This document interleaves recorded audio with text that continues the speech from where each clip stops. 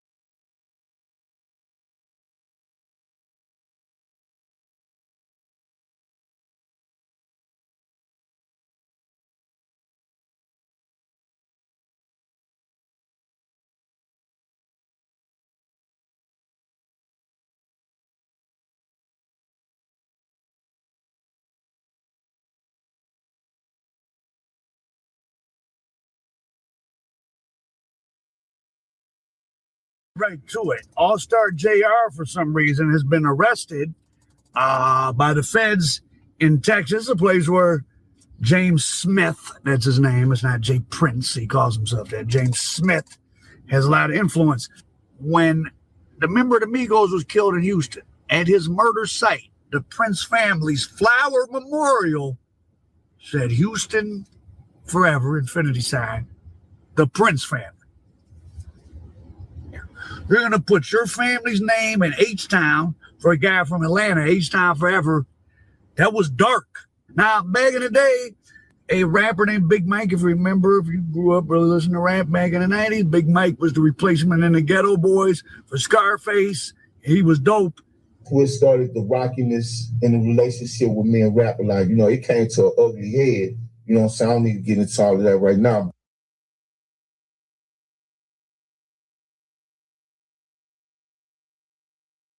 But, you know what I'm saying, I wound up going to the penitentiary for my part in it. That's what happened with my career. You know what I'm saying?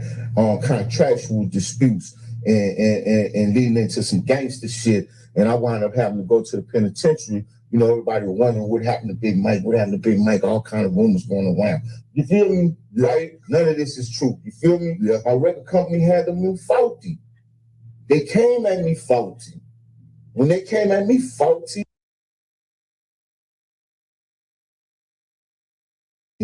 I ain't go to the authorities. But when I came back at them, how they came back at me, people go to the authorities. I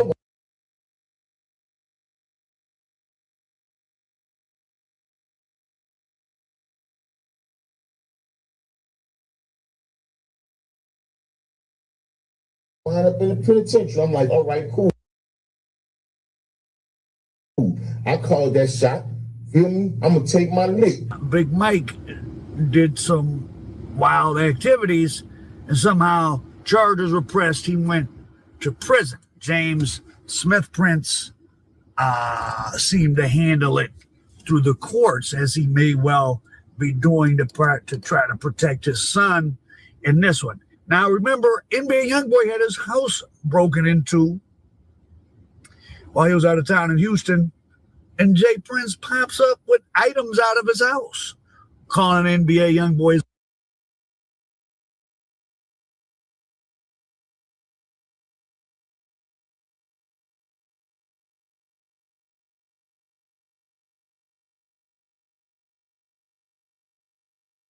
little homie. Why you gotta be your little homie? I don't call guys younger than me my little homie, my little brother. And if they want to call me their big brother, I'll call them their little brother. I don't just start out calling people my little brother, little homie.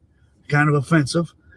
But on another note, while we was gone, I got a call, you know what I mean? Because the little homie young boy place got broke into. He went in his place, disrespected different things, and you know, I got a call about it.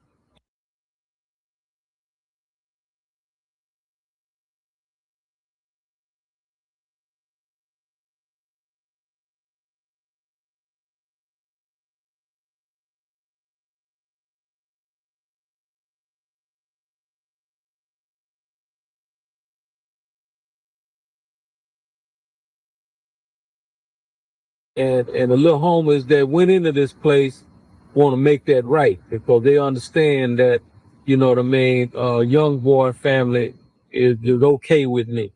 And as you can see, homie, to make a long story short, I got your keys to your Rolls Royce. I got your keys to your McLaren, you know, all that shit that they took.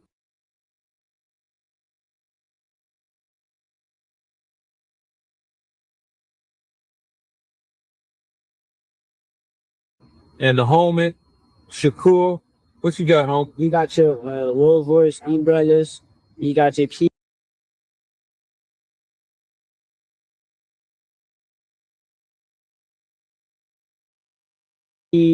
Got a bunch of other shit. So get in contact with us, bro. Get your shit back, bro. Oh, good. Waiting on you.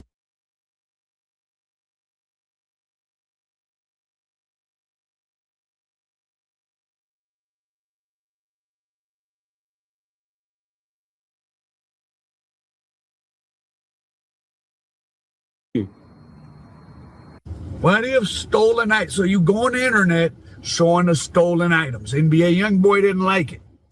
Hey, I don't want no friends. I don't want no new relationships. All that pussy, big none of that shit, man. If you got something for me, man, they got plenty of niggas around me you could call. Man, nigga, it's plenty ways you could get in touch with me. Man, don't get on no internet and do nothing publicly. Don't do nothing dealing with no publicity, none of that pussy and shit. And I'm good on the keys, gangster. When you buy shit cash, two keys come with the car anyway. Man, you man. And make no mistake.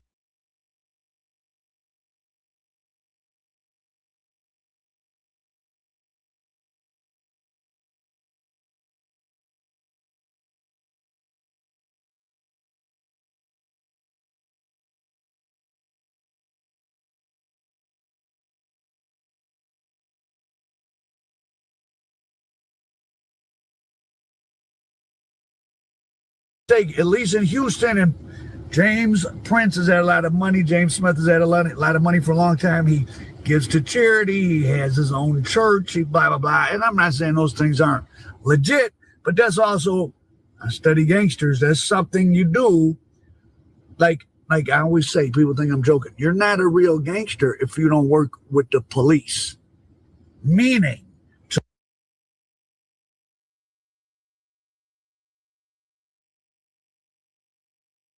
to rise up to a certain level of power, well, you're going to want to have the powers that be at least sometimes be able to do stuff for you. Now, when I say work for the police, it doesn't mean you're an informant, though it could mean you hire police for jobs. It could mean you do a lot of charity. So if you go down to the mayor's office and say, hey, had the police leave my people alone, you could. Now I see the police guy. Police scared of rap a lot. Police scared of rap a lot. Man, I got a whole bunch of goddamn guns for rap a lot motherfucker. I got a bad motherfucker right here. I got a whole bunch of goddamn.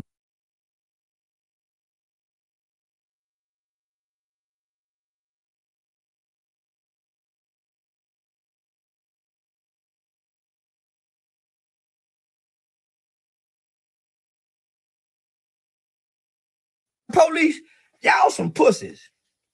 Houston Police Department, y'all some motherfucking pussies, nigga. I see why rap a lot and the rest of these niggas run around this. Man, Houston Police, y'all some pussies. Nigga, rap a lot got y'all scared in the mayor's office. James Prince run Houston. He don't run a goddamn thing in Dallas. Tekashi 6ix9ine during his peak before he became an informant. James Prince Jr. put the squeeze on him. You didn't come to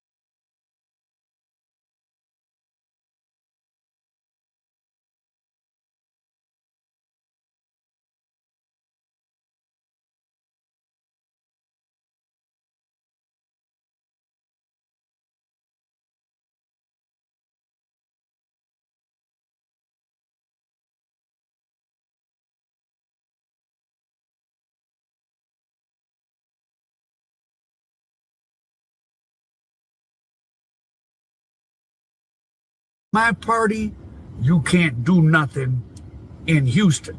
Started looking like a setup to me, you know what I'm saying? I said, yo, what's up with the security? Like, they allowing us, the security there was from Fifth Ward and Texas, yeah. And they said they was scared to even tell them to get off stage. But, like, you know what I'm saying? The check-in? No, and I begin with me, and then he can speak. They can speak for the other generation. But I got a question to answer, brother. Hey, 169 there. What about Curtis Hill? Yeah, they was.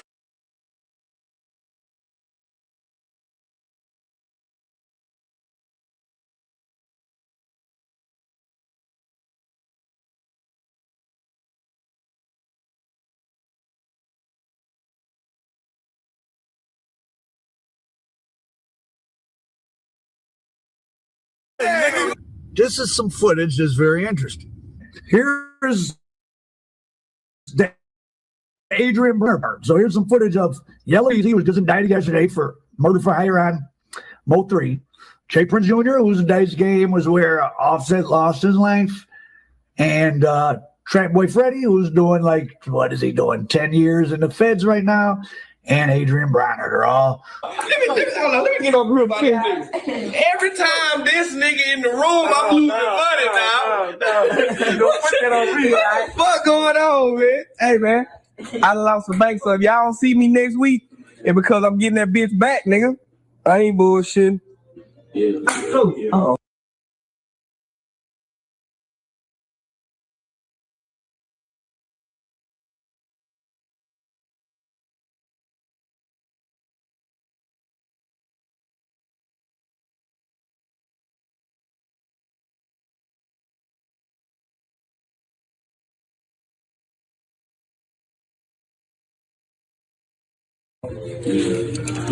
Yeah. 15. Yeah. So here. Yeah. Pick up 3, boy. Yeah. This nigga on the hole. Shooting dice and Adrian Bronner is mentioned in the Big U indictment as a guy that worked $6.5 million out of NBA players with trick dice, and then Big U had to be called in to get it back.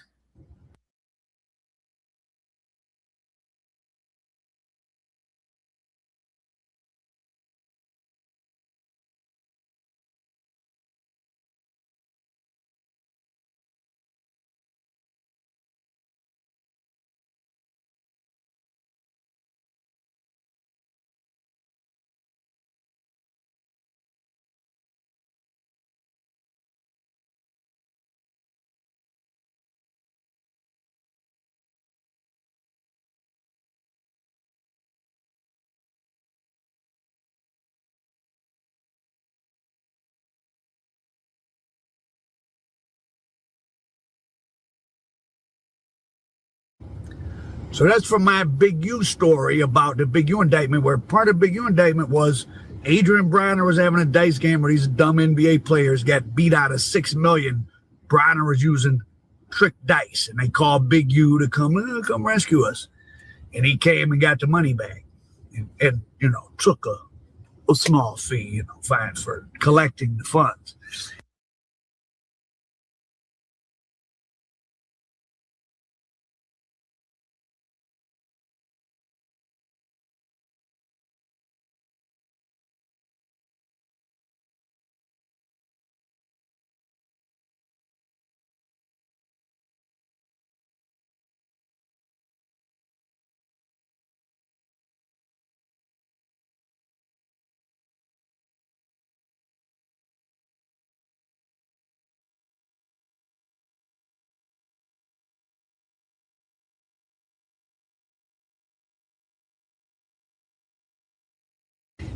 But Jay Prince Jr. was there. So we know that Jay Prince Jr. likes to hang out at crooked dice games.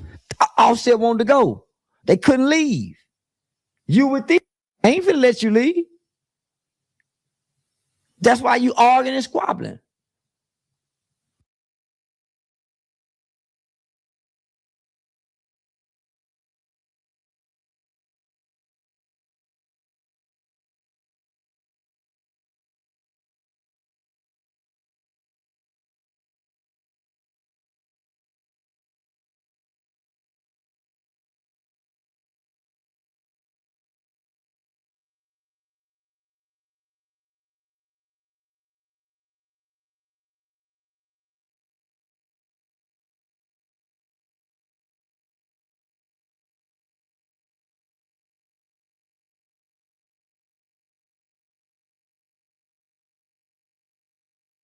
Cause y'all really want to leave, homie. It's so much, homie. These ain't right, man.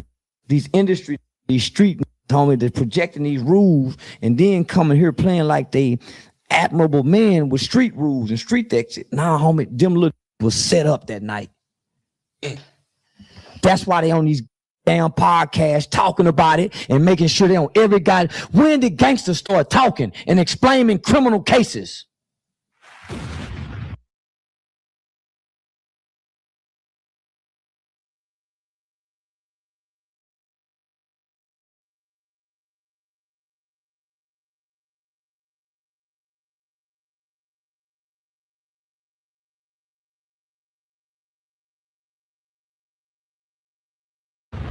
They was set up that night on, and everybody know that, but everybody.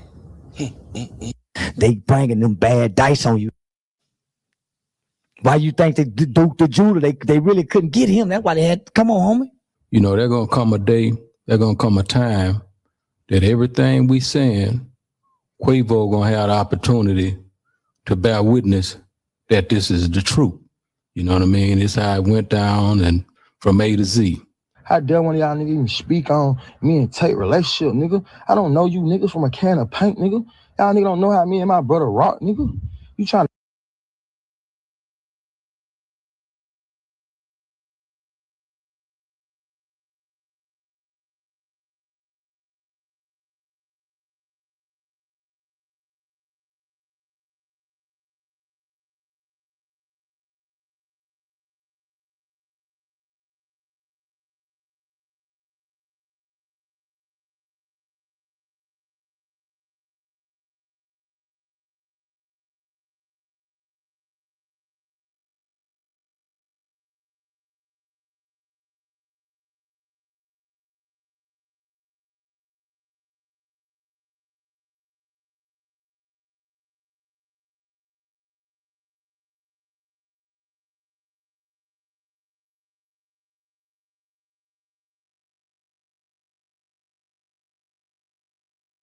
clear your face, nigga? You done, this your 5th interview, nigga. You done did about my brother, nigga. You ain't think about his mama. You ain't think about the family, nigga. We ain't said nothing. Ain't nobody said nothing but you niggas. You niggas, man, who y'all nigga think y'all nigga is? John got it, nigga. Ain't nobody going for none of that, bro. I ain't studying none of that shit y'all nigga talking about either. And if you heard something from me, I'ma tell you it's gonna come from me. Call my phone. Y'all nigga going off of he say, she say. Then y'all nigga supposed to be this is who y'all supposed to be. And y'all nigga on interviews and it out on an interview. Talking about I said that, nigga, call my phone, homie. That was Offset responding to Jay Prince. And I'm inclined to rock with Offset on this on what he's speaking about with Jay Prince about. Who is it Takeoff? Why do I never know which one it is?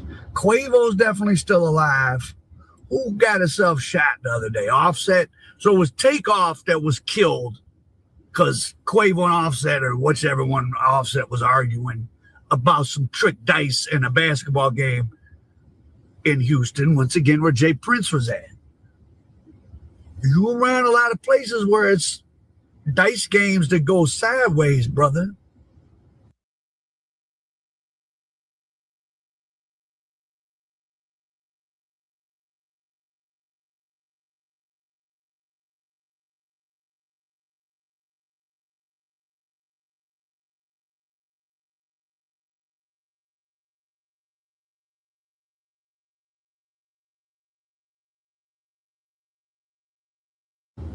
And then, of course, the murder of Duke the jeweler, which people try to put on Boosie and all that. I'm not here to say who did what. Anything. I'm just saying an awful lot of events that Jay Prince Jr. This is another big money dice game. And mind you, shooting dice is illegal. Mafioso get indicted just for running dice games. You're in a Gambino crime family and you're running dice games. You can get indicted just for that. That's not, can't gamble outside of a casino or a Catholic church casino night, but that's another story. But they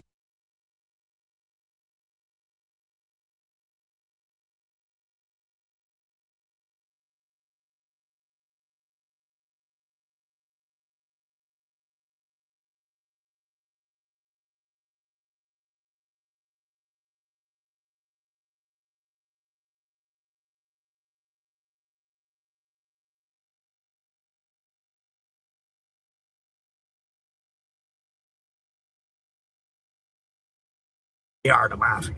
They just don't get indicted. But that's another story. Now let's go back. I want to show you that flower arrangement again. You have a party, a celebrity that has been with you all day under your, well, when you in Houston, you under my wing. They got killed under your wing. Just because you didn't orchestrate the events or whatever happened. When you under somebody's wing, you under their wing. If I pop up dead in LA, man, this guy's gonna come out here and want some answers. Who was he with? It's like when I took my friends from LA to Detroit. If something would have happened to them, I might not have came back to LA. Because they're gonna want to know what the hell. They were with you. It doesn't matter the details of what occurred. You're supposed to be controlling, or not controlling, but making sure the environment, how you got our guys in an unsafe environment.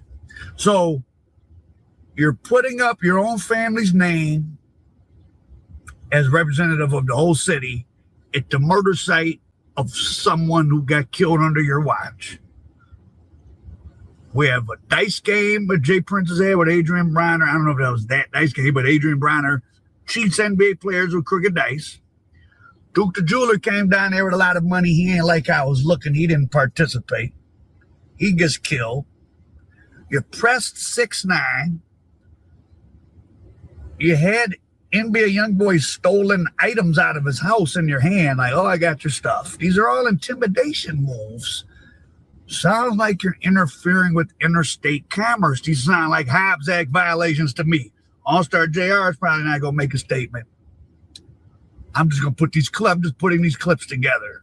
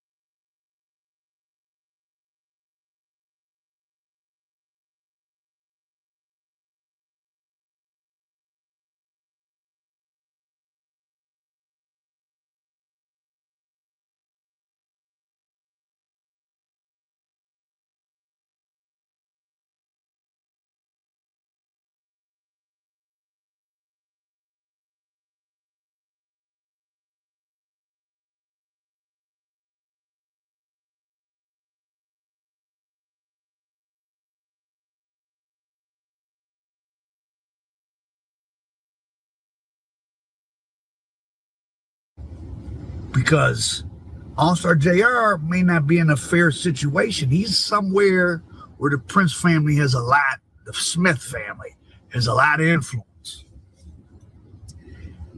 Now let's go back to Floyd Mayweather. And let's get some of our white Jewish brothers involved here. Bob Arum. What can you tell us about helping Floyd Mayweather with dangerous Houston manager Jay Prince? He's got a lot of fame, and Floyd needed you to fix that situation. What can you tell us about what happened there? Well, we were at dinner one night, and I got a call that there was a disturbance in my gym. And Floyd apparently had asked us not to do a fight in October, but to do it in December after James Prince's contract with him had run out. So the disturbance in my gym was that some people came over with or without the knowledge of James Prince and proceeded to break of people in Mayweather's camp with baseball bats. And so the gym was splattered with, Floyd came to my office the next day and he said, Prince wants his money from the fight that's coming up. So I said to Floyd, fine, if that's what you want, I'll write him a letter of credit. And Floyd said to me, Prince don't do no letters of credit. You better send the cash. So I wrote a check and I made it a contract with Prince's lawyer, and he got paid the money that he was said he was entitled to as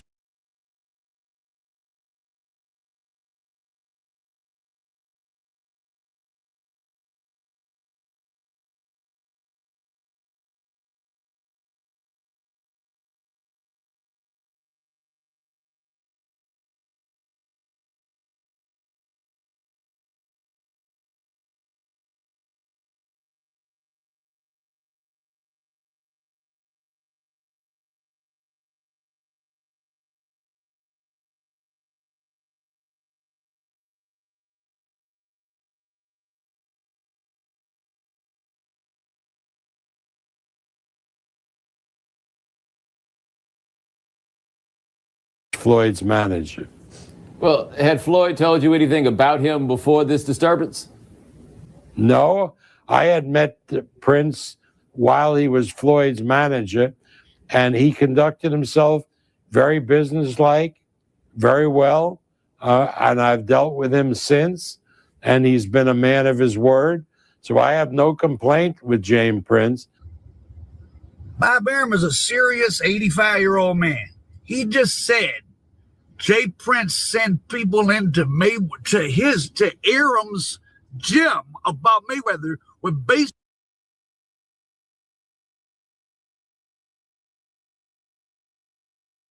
bats to bust heads, and it was never with blood. And he cut him a check for $600,000. Now Prince may well have had the $600,000 coming, but you don't get to go. There's still illegal to bust heads.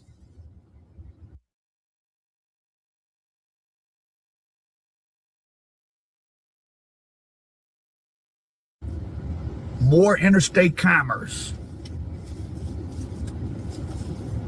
Interfering with a major sport, boxing. Mafioso gets sent to prison for that all the time. Remember when Almighty J, if you ever remember who he is and why being Almighty J, he got beaten up in his chain took in New York.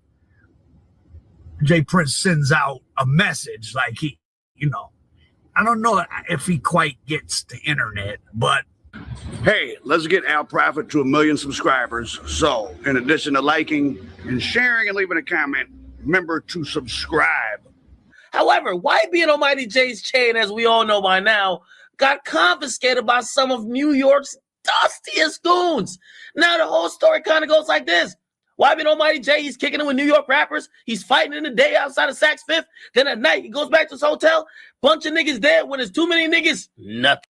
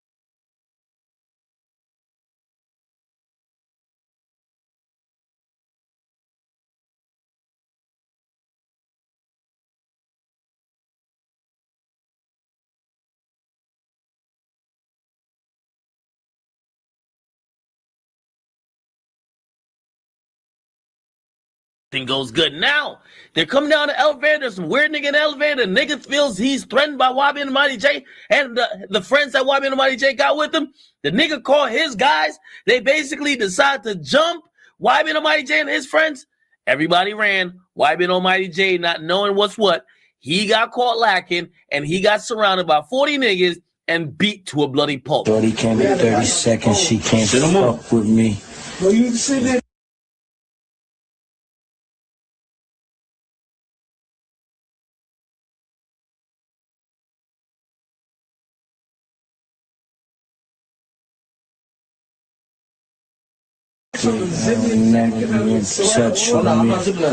Now, we were wondering, would that chain ever return? And of course, we had the likes of Jay Prince say, no, it must return.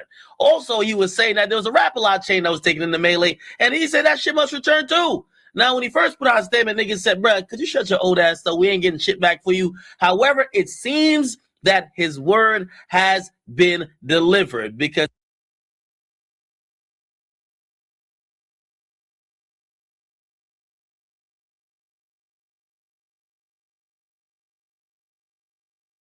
that chain is actually back in his possession, and he put up a picture of him holding up the chain, and he actually had a long ass caption. Okay, he says real recognizes real in every hood and has a way of connecting in spite of clowns and squares. The homies from the Bronx, KT, Hocus 45th, and French Montana kept it real with me and my son Jay Prince Jr. Though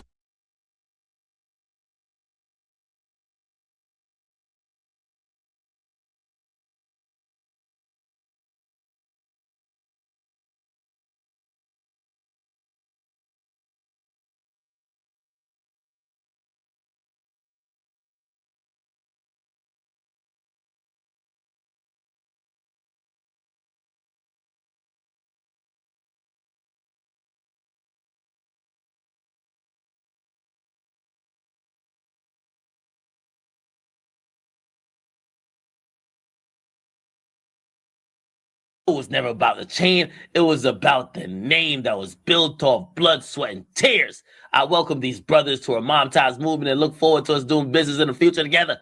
There's power in numbers when strong brothers from the streets align themselves with one another. Suckers tremble. So I can only imagine how some of you are feeling right now. I invited these homies to H-Town for Jay Prince Jr.'s birthday celebration, March 28th to 31st, 2019. And I look forward to coming to the Bronx soon. The big picture here is the same as I stated in the first post, to not allow moment thinkers to muddy the waters over the movement.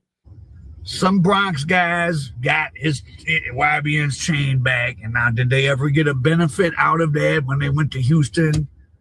I mean, people go to Houston and go around Jay Prince Jr. and they get killed. So why? I don't know what favor he's even going to return.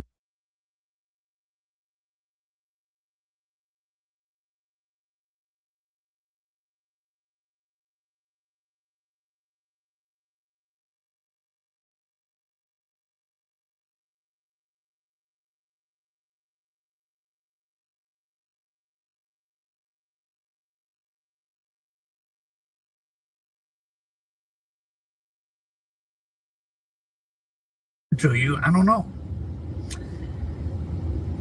Now, Charleston White seems to think the Houston police, are scared of I don't think it's that they're scared of the Prince family. I think they've been. I mean, I've told people to do this before. Street people, guys I know, just try to say, if we shoot a music video or a movie or something, let's have a scene outside with a gun. That way we can hire the police, the Detroit police, to come out here for some hours because they're supposed to control traffic. Now you training the police. Hey, I'm a guy. Yeah, maybe my money comes from whatever, but I'm professional. I'm cool to deal with, and I'm giving you money. Now it's legal through when you hire them through the city to guard a movie set or music video. But now you're establishing, okay, that's the gangster. That's cool. He gave us some money. Now you might be able to see those police somewhere and cut into them and give them some money for some other stuff. He likes Mr. Smith likes to show that he can still be in the hood. He's in there and showing the Fifth Ward, and he got his Rolls Royces in the Fifth Ward. He likes to show up to parties and show himself. He likes to get press when he does charity and make sure. So he's really presenting himself as a power base in Houston all the way around. He brags. Look, they talk about running Tony Draper out of Houston. He laughs. He doesn't say, I didn't do that. He laughed, yeah, I did that. And of course, the big money thing, the Drake, his son discovered Drake. Rap-A-Lot got a piece of Drake. Birdman wasn't paying the infamous courtesy call to Birdman. You a person, man, that's known, man, because I got a bunch of homies in the South, man. to walk calm but carry a big stick. And when you put out a courtesy notice to somebody, they tend to pay attention. You know, because you always touch them on the shoulder first, man. Exactly. When you sit out, shout out to your sons, man. He discovered one of the biggest artists, man, that's in the game right now, Drake. Yeah. And that's his son? No, not Drake ain't his son, but his son is the one to discover Drake. Oh, okay. His son is the one to discover Drake, and he took him over to Cash Money, man. Yeah. Drake, my son too, though.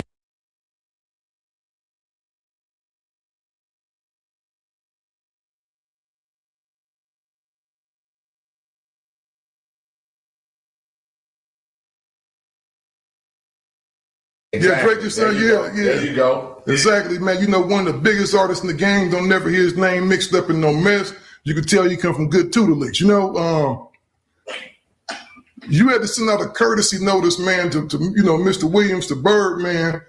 Did he ever resolve that situation? Yeah, that has been resolved. That has have ended.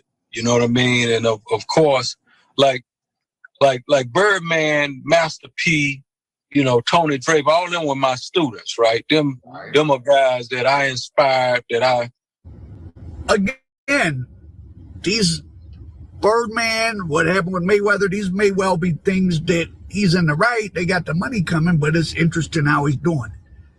And now setting up this sort of quasi mob type, people in the Bronx can go get jewelry back from robbers. But you come to our city and you don't participate in our dice game, or you call out the crooked dice, you die.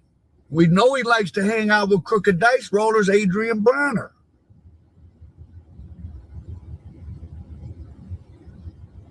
Sounds like some Hobbs Act violations. I don't know.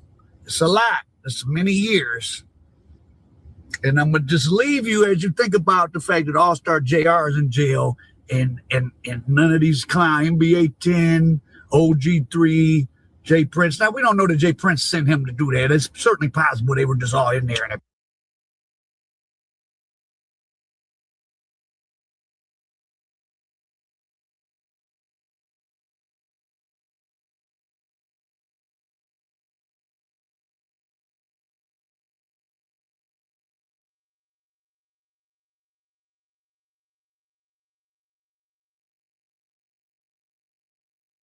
popped off. But NBA 10 ain't even cuffed to his bed. Arraigned this guy. He's on camera assaulting him, at the least, if not armed robbery him. They might have charged All-Star JR just to try to scare him because he wasn't giving a statement and helping him. Because if they wanted to charge him with something, why didn't they charge him with shooting somebody after he was already down? Why they charge him with felon in possession of a firearm, which is bullshit. That may be the Smith family's influence down there. And I remember Jay Prince Jay Prince was complaining about being bothered by these two feds, Chad, the White Devil Scott, that's what he called himself, and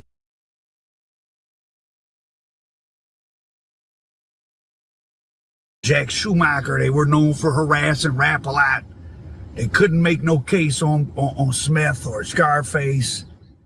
And Chad Scott was just a couple years ago sentenced to 13 years in the feds. He transferred from Houston to New Orleans, and he was extorting drug dealers and stuff in New Orleans. He just got 13 years. This is him. This is who Scarface rapped about. This is who personally harassed James Prince Smith and other members of Rap a lot. There's a murder case involved. So there's a lot going on around him. Now, Maxine Waters is the black California congresswoman who caused there to be the hearings where the CIA kind of had to admit to a degree its role with cocaine coming into the country in the 80s. So she's very serious. She had a congressional hearing about the harassment of James Smith and Rap a Lot Records and black music industry executives in general. So James Smith has certainly learned how to play the political game. And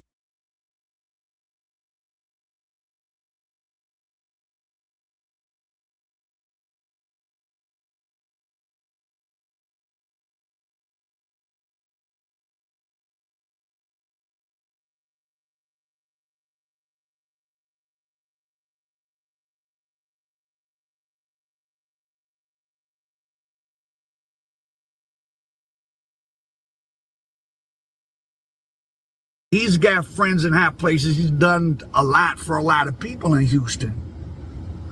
He may have played a role in All-Star JR getting charged and the other guys not, at least temporarily. So this video is a message to, like, you know, let's play fair, and real gangsters deal with politicians and police, because that's how you move up the power chain. Always remember that. And helping others in the community. That's exactly what one rap mogul in Houston is doing. James Prince opened the doors to the Prince Boxing Complex today. In part, an annual basketball tournament that took on new meaning since the hurricane. Hundreds of people poured into the facility on Jensen Drive to find that temporary relief from the devastation. They also found resources they not have been able to find in their individual communities. Here's James Prince and his sister Rhonda.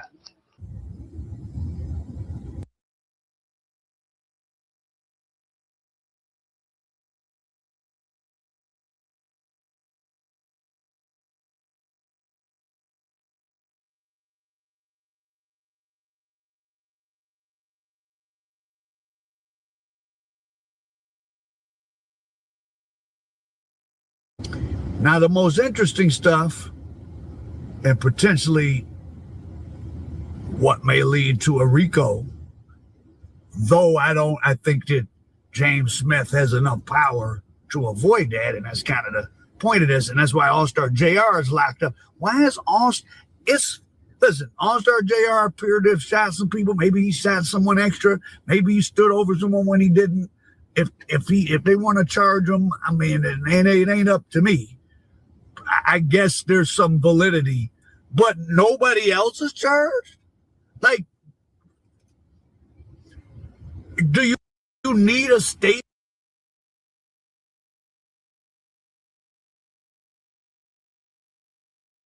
from All-Star JR? The night it happened, the Houston police said clearly some guys were trying to rob him. It's all on camera. Like, you don't need All-Star JR. Now, what you might need from All-Star JR if you're trying to get some conspiracy against the Smith family, they call themselves Prince, then you might need All-Star JR to say something, and maybe they are trying to do that, because I don't understand. If you want to arrest All-Star JR, maybe, but why would those guys have to be arrested as well? Because they're separate crimes. They definitely attacked him. Now, maybe he went too far afterwards. I don't know.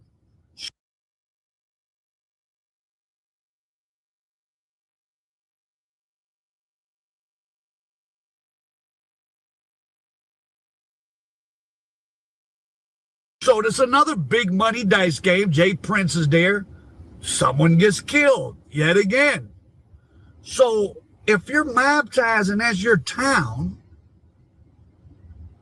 boy, man, you either got something to do with it, or you're misrepresenting your ability to control the environment. And that's what a gangster or any type of adult male that got some power supposed to do. I was always very conscious when I have different people around each other. If I'm gonna invite you somewhere, oh, come over to my spot, come over to my apartment. I never had nobody do something to someone else at my place of business, at my house, in my car.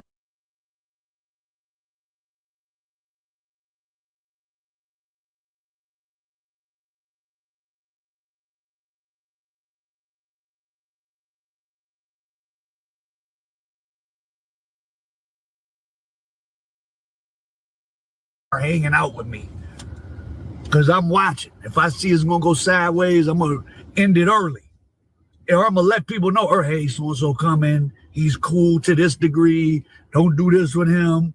He all right when I'm around. Don't go nowhere with him. Don't give him your number. I'm gonna be very specific.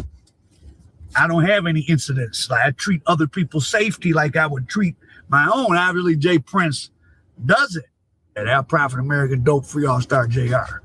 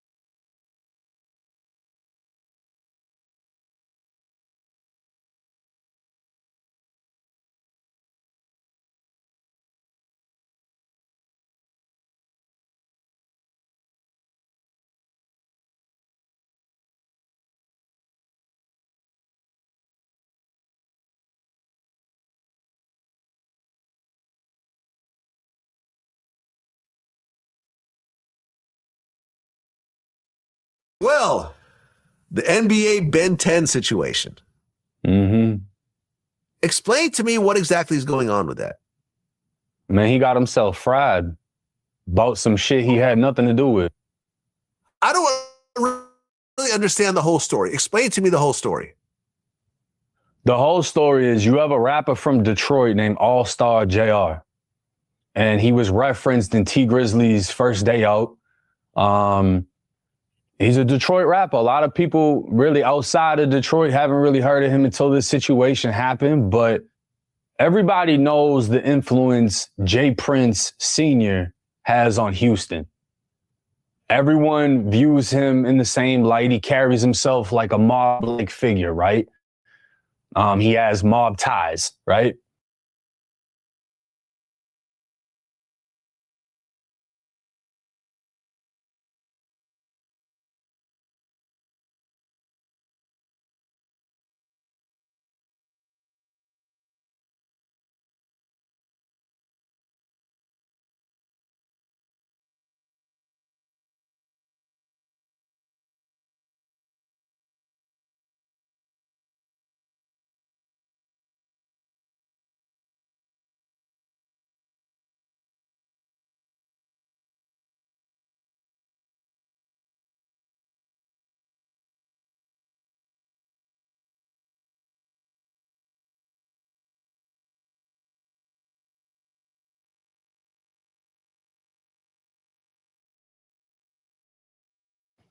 Well, Jay Prince Jr., his son, tries to carry himself like he's John Gotti Jr., but nobody really seems to fucking believe it. He gets ridiculed after damn near everything he posts. Nobody takes him serious. They got the video of him walking in the club as if he's like, I don't know who the fuck he thought he was, and just everyone kind of roasts him on every post. Well, Jay Prince Jr. fucks with All-Star JR's baby mama. And he posted, you can put this in a clip, he posted a video of JR's baby mama licking his bicep in a car. And he looks at the camera and he's speaking to JR. He's like, you know, I'm glad that y'all had y'all differences because I'm the difference.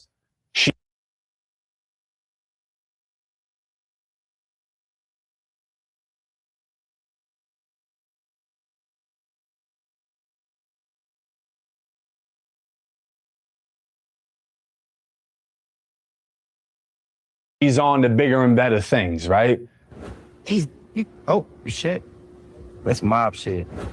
I'm glad y'all had differences. Because I'm the difference.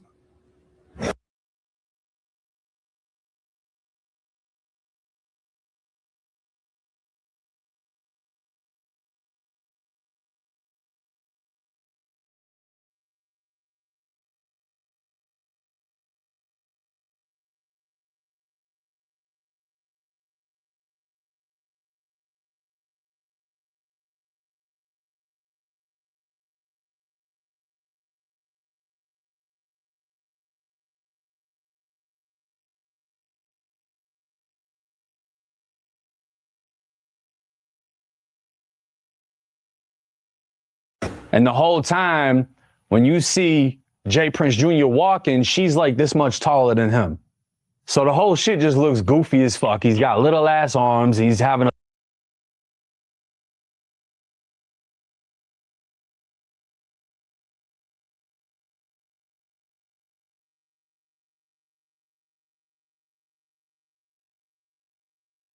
a lick his bicep, just stupid shit, right? And the story goes, JR was at a restaurant in Houston called Confessions. Jay Prince Jr. shows up. He's got some people with him. He's got some NBA guys with him, Ben 10, OG3, fucking whoever that is to NBA Youngboy. Situation pops off. JR starts getting jumped. You see Jay Prince Jr. standing there with a t-shirt, shorts, a knee brace, sneakers with no socks. It's like a motherfucker picked the outfit that he was going to get in a fight in, but then didn't do nothing when it actually popped off. He's just standing there looking lost. They're jumping JR. And apparently, JR gets a hold of one of their guns and shoots the shit out of Ben 10 and another rapper named Dead End Ron.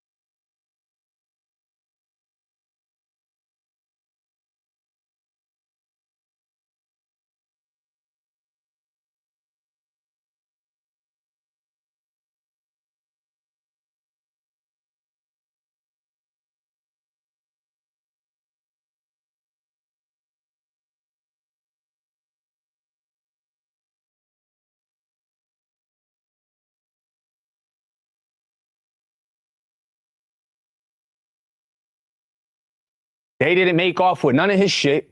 He leaves the situation perfectly fine. Ben 10 is apparently, they said he's allegedly paralyzed, on life support, was taking blood transfusions. His body was rejecting it.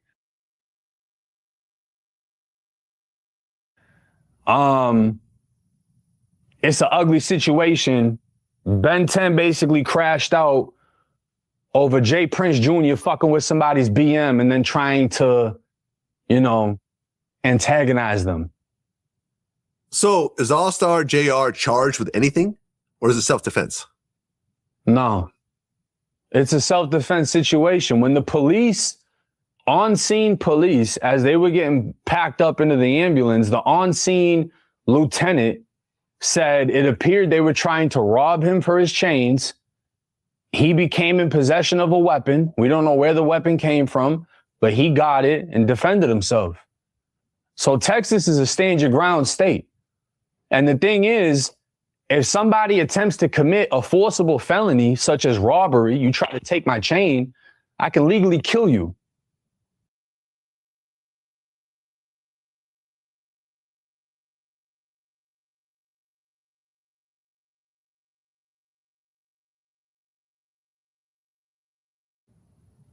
And they're saying it wasn't even his gun.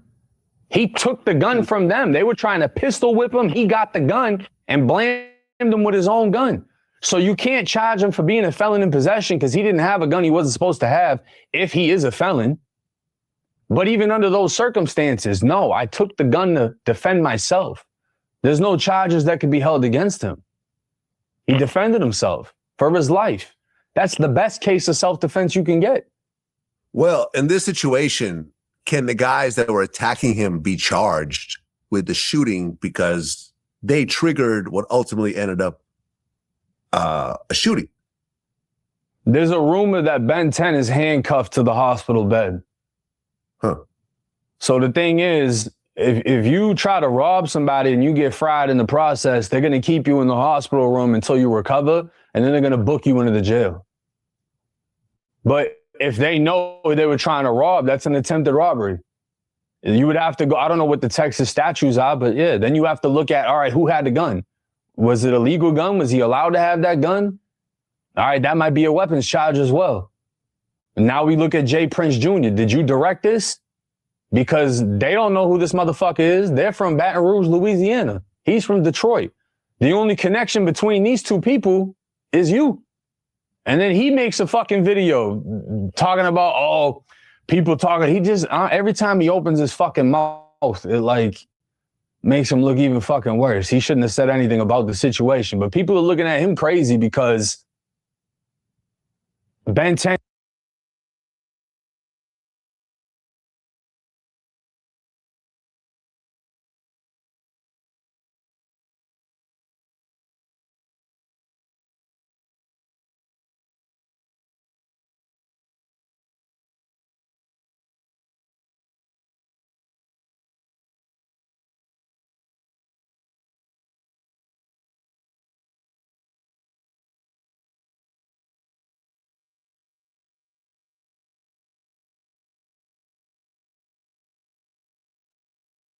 Charged with murder.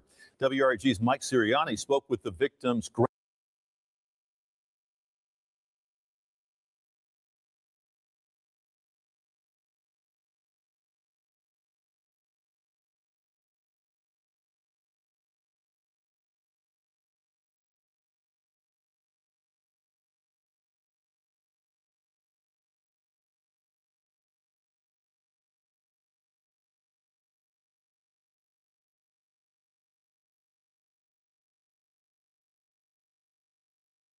I'm screaming F12 in the bed spring. Ain't talk about getting a rest. I'm chasing a chick. I sleep when I'm dead, man. Excuse me, Father God. Cloud up need a favor. If I ever go to sleep hating on a goofy, then don't let me cloud up. It's Mr. Step on your favorite rapper, y'all. This one right here is crazy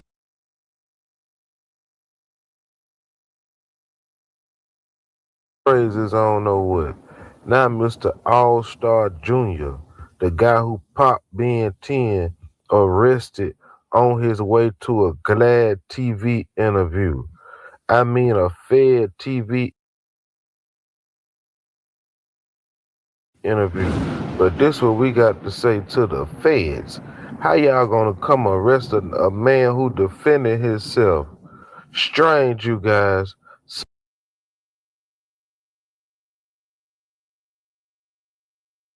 Somebody is working, and it ain't the rapper who keep on dropping the diss songs. I don't care if this man dropped 1,000 diss songs. Y'all seen the video in 5K just like we seen it. And ain't it mighty strange that he going to go see Mr. Vlad TV? Strange, strange, strange.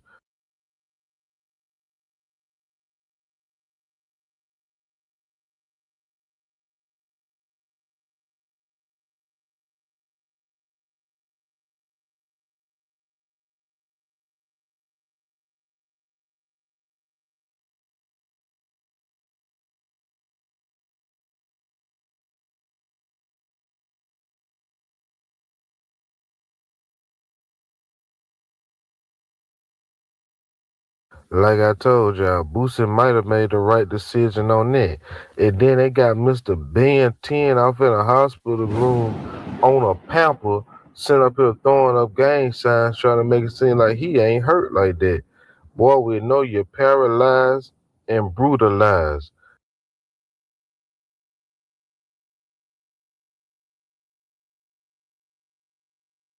Yeah, he's sipping, drinking, doing all that other stuff, but the feds gonna arrest the man who y'all attacked.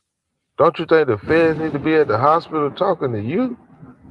It's your boss man, the feds too. And didn't I tell y'all about Mr. J. Prince Jr.? He done ran off while the feds ain't chasing him to an island somewhere. But they were going to arrest the victim. This man, All Star Jr., was a victim. We all seen it. Him getting attacked. They try to take his jewelry, and that wasn't even his gun that he shot them goofies with. He shot them with their own gun. Make it make sense, boy. The feds, y'all be on some bull. You hear me? How y'all gonna arrest a man who defended his own life? I don't care if the nigga was a convicted felon, was in possession of a weapon or not. It wasn't his weapon. If I'm going tussling with some dudes and a weapon fall off of them, and I just so happen to get the ups and I buck, what you think I was supposed to do? And then he going to go see Glad TV. Almost seemed like a setup to me. Now y'all tell me who working. Is it Ben 10? Is it Glad? Is it NBA Youngboy? Is it J Prince Jr.? Somebody ain't right, and we gotta call a snake a snake. And that's just how I'm seeing it, man. Because the feds, y'all most definitely got this one wrong. The boy was defending his life.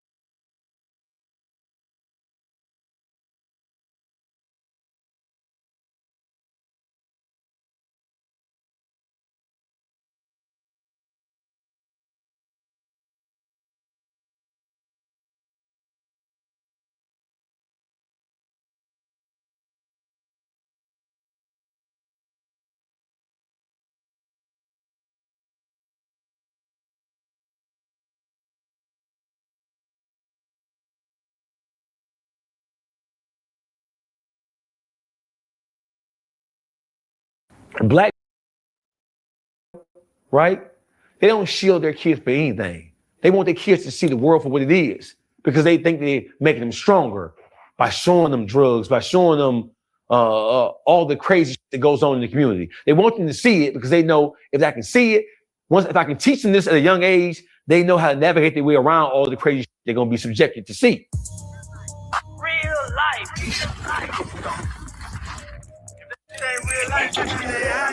It ain't real life.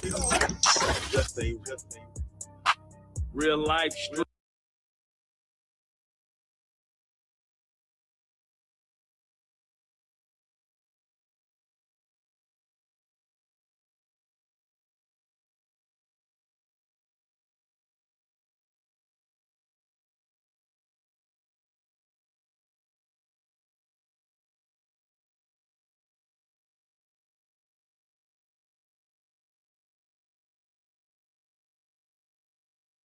Know what time it is.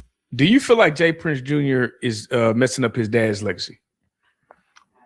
I feel like Smack Wilder that you asked me that dumbass question. I love you to death. Why are you asking me that dumbass question when you know the legacy of Rap-A-Lot? Listen, we need to get the rid of this mob tag. Ever since mob tag has been in effect, that ain't been nothing but a bunch of goofy dumbass mob tags. Rap-A-Lot. When you think about Rap-A-Lot, we think about strength. We think about business savvy. We think about command. Without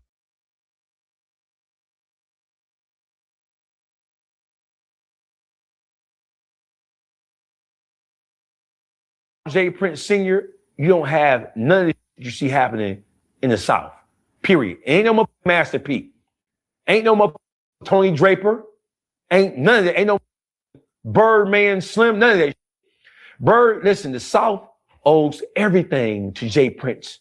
Everything. Atlanta owes everything to Jay Prince. The two most impactful people in the history of Southern hip hop is Jay Prince Sr. and Luke Skywalker. It don't get no bigger than that. Nobody has made more sacrifices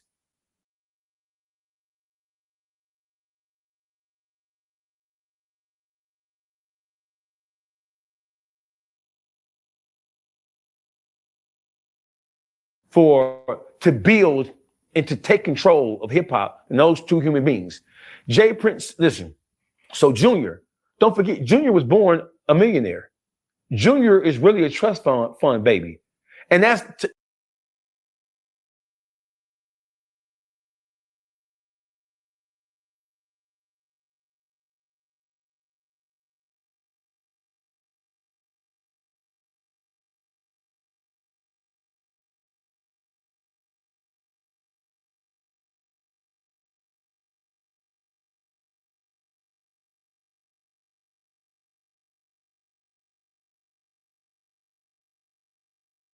that's of no fault of his own, because Senior was supposed to put his kids in the position to win. But like he said in his book, right? Did you ever read a Senior's book? Yeah, I look.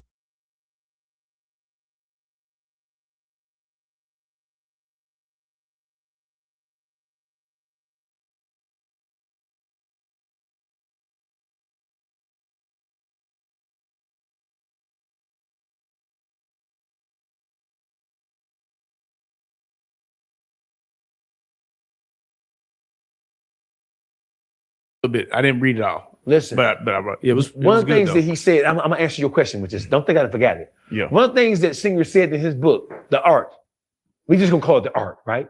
Is he talked about the dichotomy of how Black people raise their children, Black people who live in poverty, and Black people who have some degree of affluence. He talked about how Black people who raise their kids in the ghetto, right? They don't shield their kids for anything.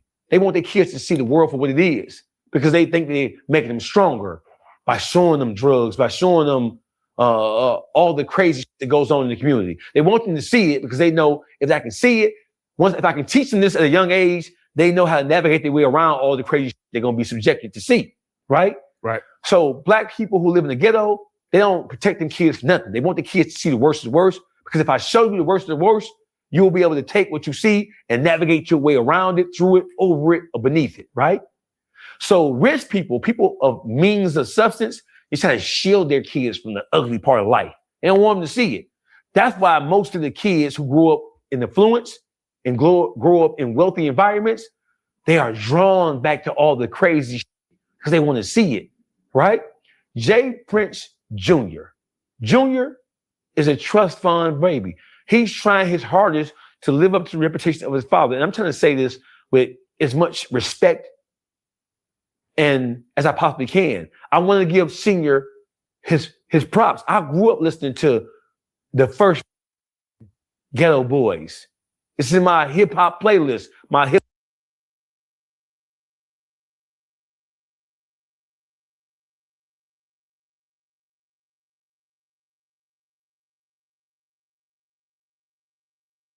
hop legendary, the golden era of hip hop, right? Mm-hmm. I was more drawn towards the Ghetto Boys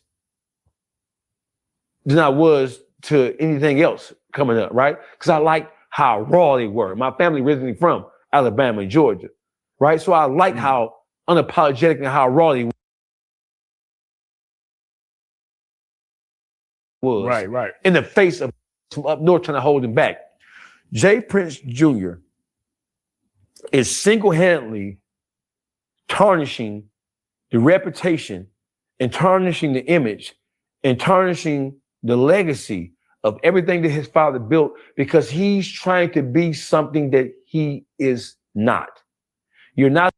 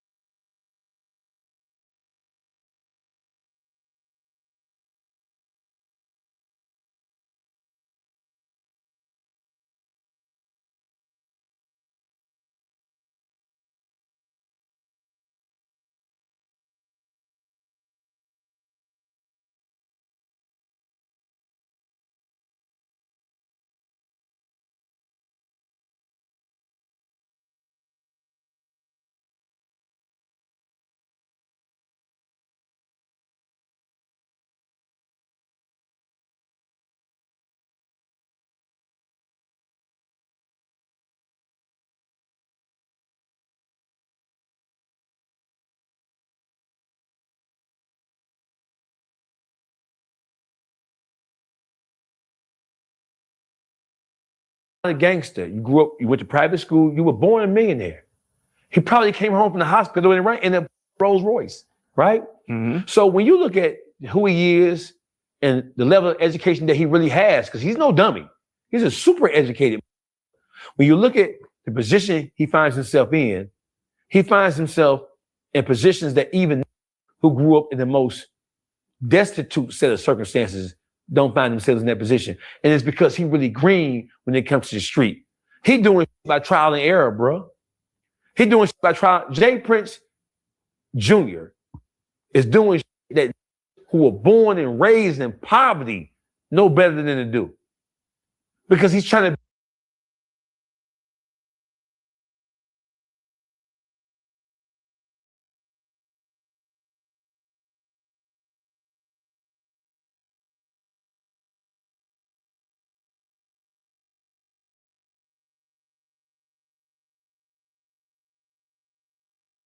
be his old man, right? But he's going about it all the wrong way. That respect, he doesn't really understand respect.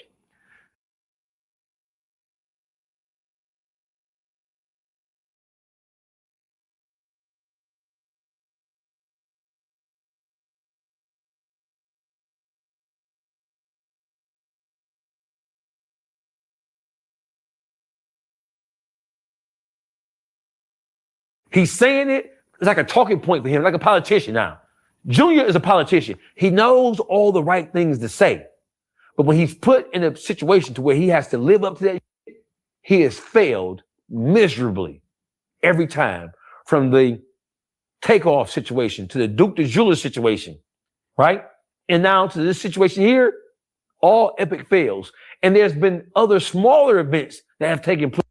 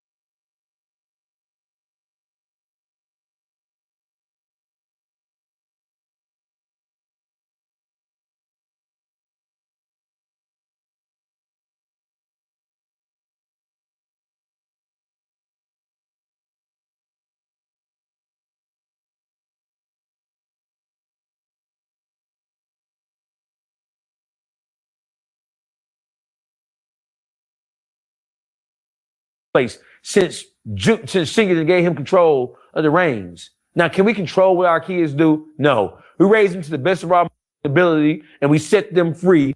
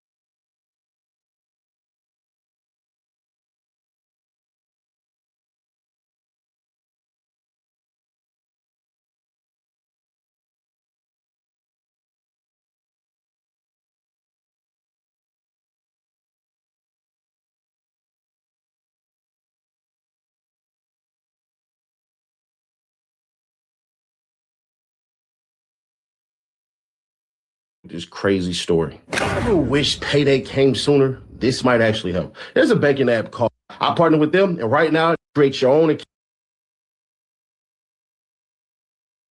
It's designed for it. Let me say this emphatically, and let me put it this way. If this is true, let me say it a second time. If this is true, boy, all that gangster talk, all that you ain't say nothing to the police stuff and everything, bruh, this right here is going to be crazy. Now, to protect certain people, all I'm going to say is last week. Last week, Ben 10 got interviewed by two detectives, one white, one Hispanic. So when y'all see whichever one of these detectives pop out, bruh, it's all bad. What I mean when I say it's all bad, all the rumors about the feds and all this shit and everything, yeah, that's true. But HPD got their detectives that just talked to Ben 10. So what happened, and mind you, I'm saying it because last time I went on something where I, you know what I mean? That story that I told y'all in the beginning is 100% true. That boy did die. They was thinking about making that decision. If Ben 10 ever got put under sodium pentothal, bruh, he would tell you, bruh, I died on the freaking stretcher that had to bring me back to life. So on his way there, yeah, he had some bad vitals and he went flat, and then they brought him back. Then he had blood loss that was going crazy, and he had died in that hospital. They brought him back. He had a breathing tube down his neck. And then, like I say, it was going to take a miracle, and that's why you seen his mom making all those posts. But back to the story, bro. Holy hell. What I just heard, bro, if this is true, it's going to be crazy because what they're saying is this.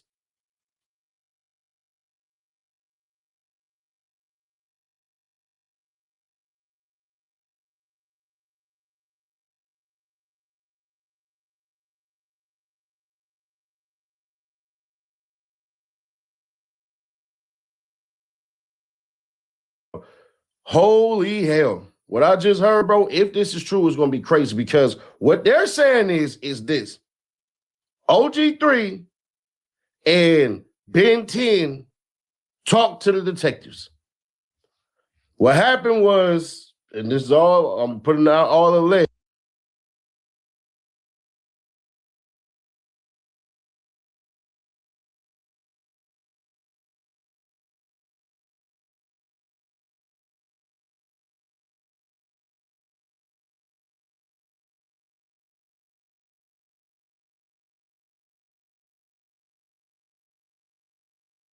But I'm fairly certain this shit is 100% true. But sometimes cats do. So I know y'all gonna be like, oh no, so it is. I get it. But the rumor is this. They planned it on some fake family pull-up event, meaning OG3 and them. They said that, what's cuz name? James Prince Jr. was sitting there essentially across the street and was there for like 20 minutes and got these dummies to take their party or whatever and come up over there to the little restaurant or whatever the hell. And then when they came there to celebrate, because mind you, with the report, a report says, and I can't verify this report, but there's a report that says, hey, bro, James Prince Jr. and them got there at 11:32. The kitchen closes at 11. So y'all came up there talking about you about to come celebrate. You was about to say hi and all that shit. No, he wasn't, bro. Somebody who works in there that's a bartender knew their little situation or whatever, mind you, putting on this as a ledge, and basically dropped Buddy low to James Prince Jr. James Prince Jr. called up all these cats. This is what is being said that OG3 and Ben 10 are telling the detectives. Now,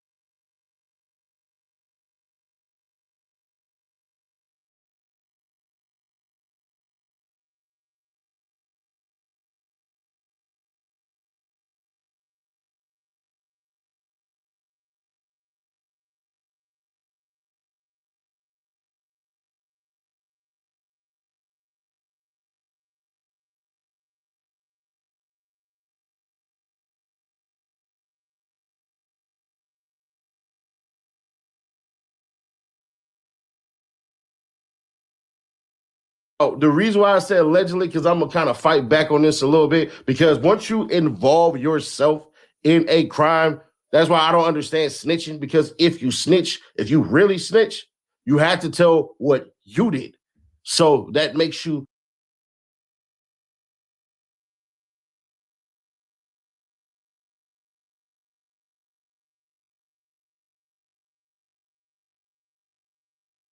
impartial to the crime.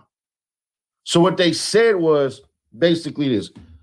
Bid's head, OG3, got to talking to the detectives, confirmed with the detectives, yeah, James Prince Jr. 100% told us to come up there and blah, blah, blah, and everything. Now, some of y'all gonna go, well, why would he tell? Why would he tell? The reason why Bid 10 told is because his mama told him to tell. Like, just tell him the truth, Bid. Tell him the truth. Tell him the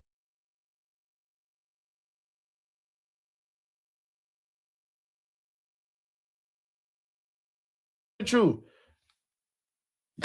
Now, here's the part that's throwing me right now, right? Because you don't see OG3 essentially really doing shit, but you're going to be a part of conspiracy. Now, I don't know if there's a such charge. Let me see real quick. So it'll end up being criminal conspiracy. Then it'll go assault or aggravated assault, and then engaging in organized criminal activity.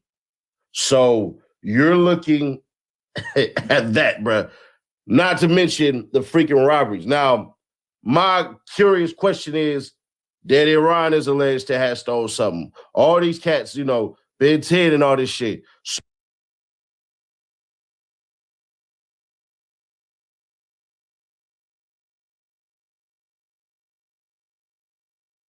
So now, to me, and this is where the story kind of gets shaky for me.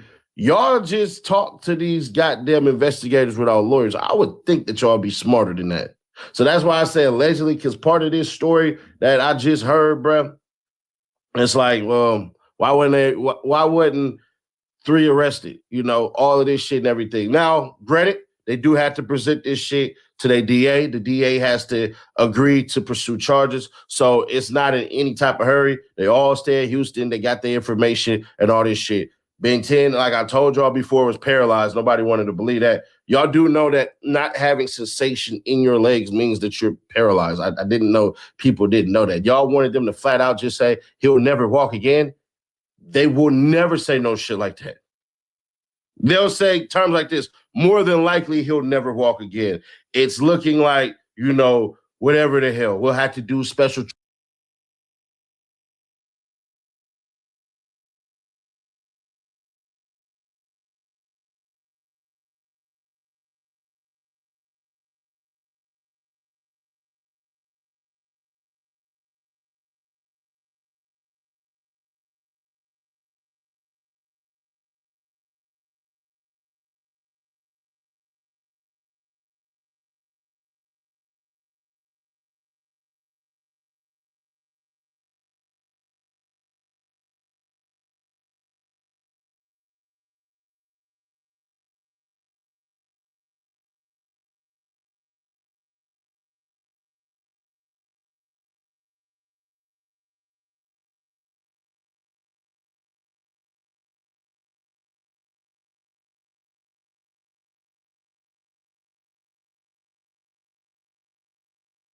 Treatments to try to get sensation in his legs. They're not going to just flat out just say no shit like that. It doesn't work that way. They can announce you're dead because you're dead. But that's the story, man, is that OG3 and Ben 10 in the hospital last week talked to a Hispanic detective and a white detective, basically because Ben 10's mom basically wanted him to freaking talk to him and tell their side and all this shit and everything.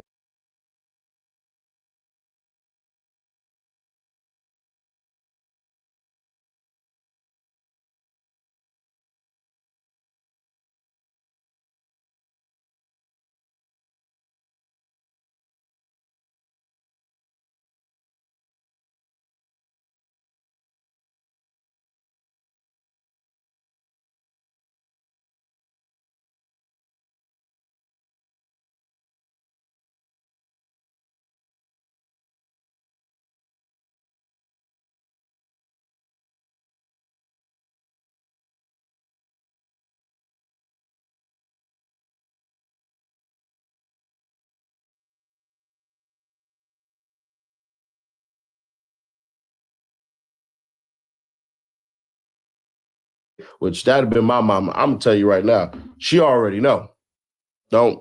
We ain't in the shit. I don't give a damn. I'm on camera. You don't admit nothing to the police. That's out. You can lie to the police and you run a hell of a risk by lying to the police. But other than that, nah. But that's what I'm hearing, bro. And I'm gonna be honest, it sounds highly believable. And the reason why I say that is because the way that they worked in conjunction with the feds that freaking night, and I'm talking about shit I saw. I'm not talking about anything I heard. The way that freaking owner was talking to the feds that night, that female fed, bruh, I'm sorry to tell you, I believe it. I 100% believe it. And I believe this. This shit ain't gonna stop just here. See, one thing that they dropped on me, they said, bruh, you're not gonna find out about this for about a week or two is because they watch it, everything. So they're deciding whether the state is going to handle this or the feds is going to handle this. And I'm going to be honest, it all boils down to that gun. It all boils down to that freaking gun because they had to rewatch that whole entire thing. And I never seen the tape, but I know that they had to watch that tape to determine the possession of that. And there's a strong belief that that boy, that shooter, man, that defensive player, he's going to get bond. And there's a strong belief that he going to beat them charges. So it just is what it is. But the way it's going, man, oh freaking man. If this is true, bro, James Prince Jr. will be one of the dumbest individuals that you guys have ever heard of in your life. Because what James Prince Jr. is supposed to be is an A&R to his father. See, y'all, people done forgot so bad that Rap A Lot, they do music. Y'all do music.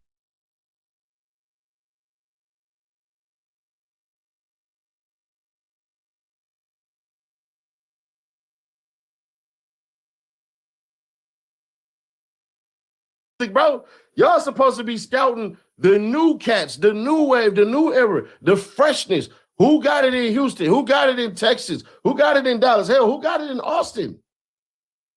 Who got it in San Antonio? Who got it in El Paso, bro? Bro, the way that they're operating, man, you would think that all you had to do was help your daddy secure a bag.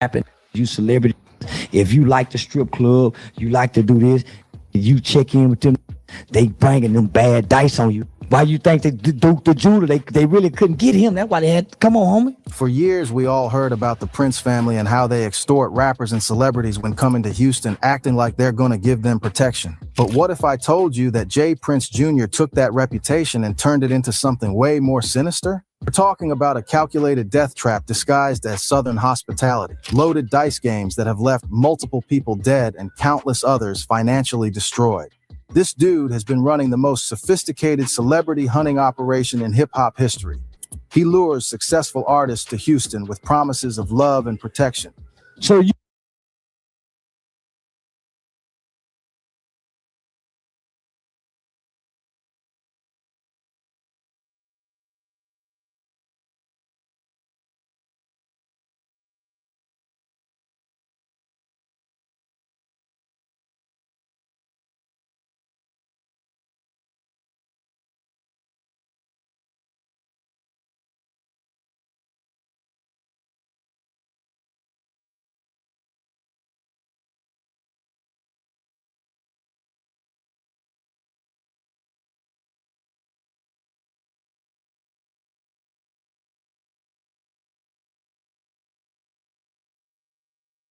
think you checking in over here? You checking home? These ain't having you checking in for the well-being and the safety of you just because you black? Gains their trust through expensive hospitality, then leads them to rigged gambling operations where the house always wins. And when victims figure out the scam or refuse to accept their losses, that's when bodies start dropping. Today, we're exposing the entire operation, from his crew of professional scammers, Lil Cam, Wolf, and Big Caprice, to the federal investigation that's finally bringing this empire down. We're gonna break down how Duke the jeweler lost his life after accidentally beating their loaded dice, how Takeoff's murder connects to this same operation, and why 6ix9ine refused to come to Houston when Jay Prince Jr. tried to set him up. We had a conversation with Jay Prince Jr., and he basically invited us to a club. And when we got there, basically it looked like somebody else was having issues with us. Then we weren't allowed it. By the end of this video, you'll understand exactly how one man's greed turned Houston into a graveyard for successful black men, and why every artist needs to know this story before they ever step foot in H-Town. So stay locked in, because this story is about to get real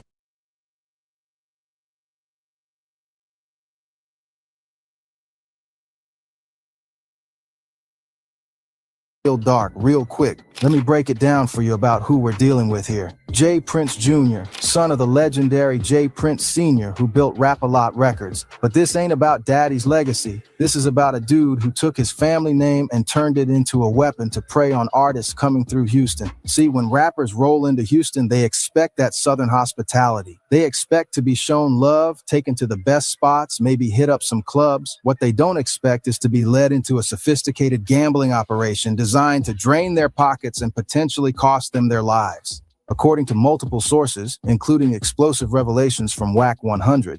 Jay Prince Jr. Yeah, Junior. So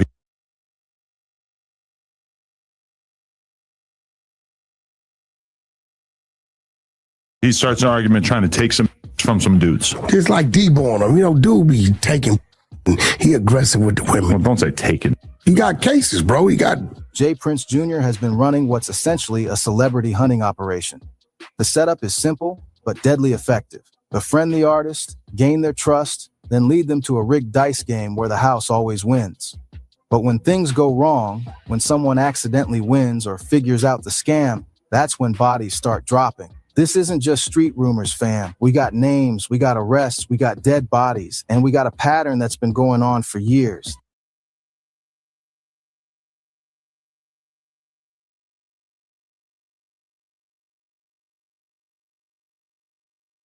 The FBI has been watching, arrests have been made, and the whole operation is finally coming to light. To understand how deep this goes, you gotta understand the power dynamics at play.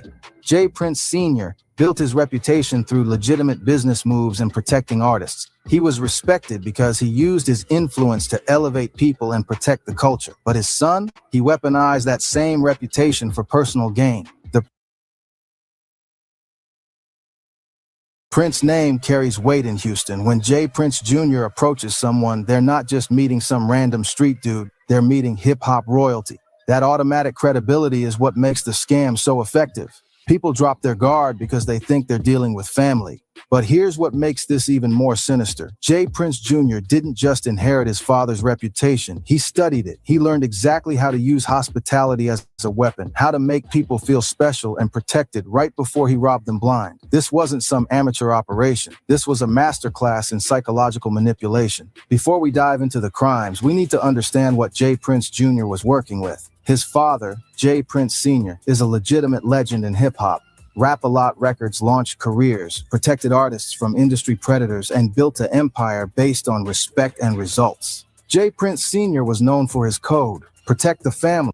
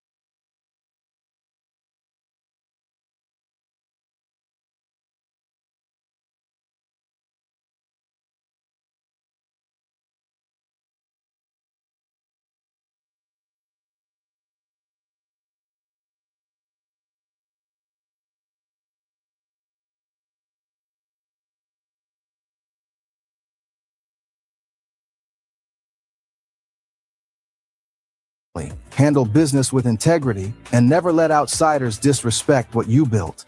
Artists like Scarface, Gato Boys, and countless others trusted him with their careers and their lives. That trust was earned through decades of consistent action. But somewhere along the way, J. Prince Jr. took those same principles and twisted them into something evil. Instead of protecting artists, he started hunting them. Instead of building legitimate business, he created elaborate scams. Instead of earning respect, he exploited his inherited reputation. The transformation didn't happen overnight. According to sources close to the family, J. Prince Jr. started small, maybe taking advantage of a drunk rapper here and there, maybe running small cons on people who wouldn't fight back. But as he got away with it, the operations got bigger and more sophisticated. What's particularly twisted is how he used his father's teachings against his victims. J. Prince Sr. taught him about reading people, about building trust, about making people feel like family. J. Prince Jr. took those skills and used them to identify marks,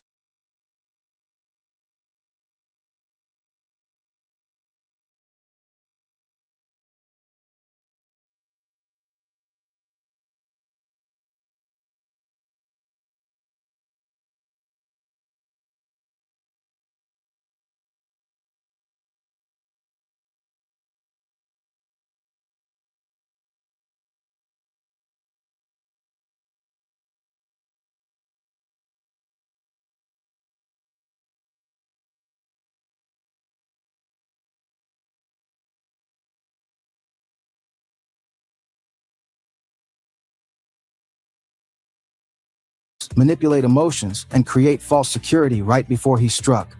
The loaded dice operation represents the complete corruption of everything the Prince name was supposed to stand for. Instead of being a safe haven for artists in Houston, J. Prince Jr. turned his family's reputation into a lure for predators. To really understand how deadly this scam is, you got to understand the psychology behind it. This isn't just about cheating at dice. This is about sophisticated psychological manipulation designed to break down every defense mechanism a successful person might have. First, there's the reputation leverage. When J. Prince Jr. approaches someone, he's not just some random dude asking to hang out. He's the son of a hip-hop legend, someone whose family has protected artists for decades. That automatic credibility bypasses normal stranger danger instincts. Second, there's the isolation factor. When artists come to Houston, they're usually away from their normal support systems, their usual security,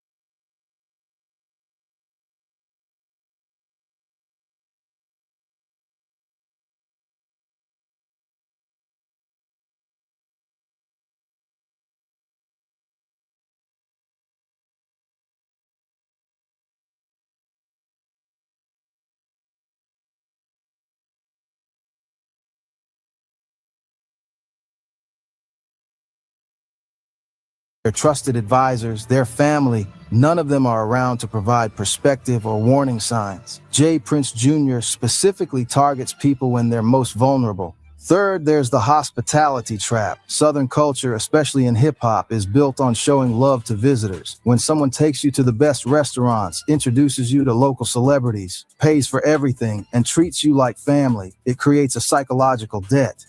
You feel obligated to reciprocate, to trust, to go along with whatever they suggest. Fourth, there's the gradual escalation. Jay Prince Jr. doesn't immediately suggest gambling. He builds the relationship first, creates trust, makes the target feel comfortable and safe. By the time the dice game gets mentioned, the victim's guard is completely down. Fifth, there's the social proof element. The dice games aren't just Jay Prince Jr. and the victim, they're full of other people, creating the illusion of legitimacy. When you see other people gambling and having fun, it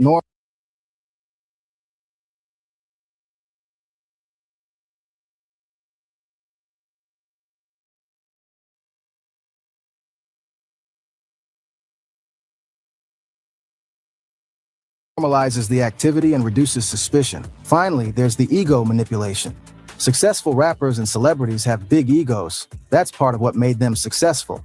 Jay Prince Jr. exploits that by making the dice game seem like a test of manhood, a way to prove you belong in certain circles. Refusing to play becomes a sign of weakness or fear. All of these psychological factors work together to create the perfect storm for victimization. By the time someone realizes they're being scammed, they're already in too deep, surrounded by hostile people and far from help. The loaded dice operation wasn't a one-man show. According to WAC 100's revelations, Jay Prince Jr. had a sophisticated crew with specific roles and responsibilities.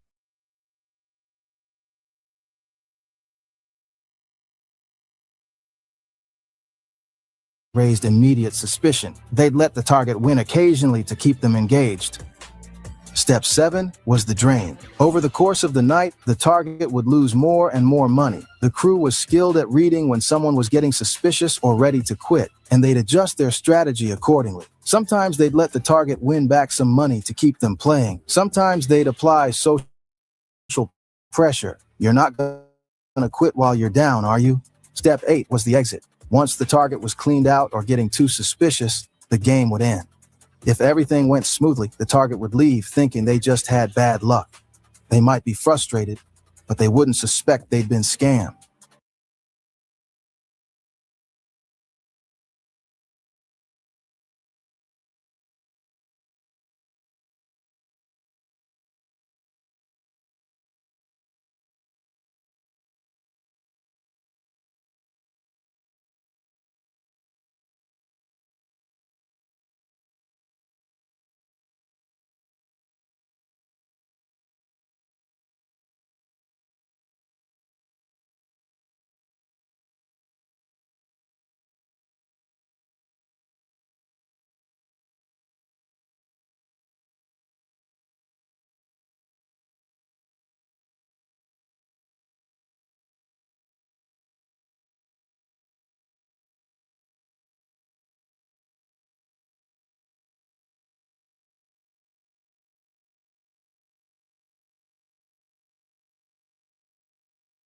But step 9 was where things got dangerous. Damage control. If the target figured out they'd been cheated, if they demanded their money back, if they threatened to expose the operation, that's when violence became an option. The crew couldn't afford to let word get out about the scam, so they'd do whatever it took to protect their operation. The genius of this system was its flexibility. They could adjust the approach based on the target, the situation, and the amount of money involved. Small-time victims might just get cleaned out and sent on their way. High-profile victims who posed a threat to the operation might face more serious consequences. Now let me tell you about Duke the Jeweler, because his story shows exactly how deadly this operation becomes when the scam goes wrong and the victim refuses to accept their fate. Duke wasn't just some random mark. He was a successful businessman who had built a reputation in the hip-hop jewelry game. He had money, he had connections.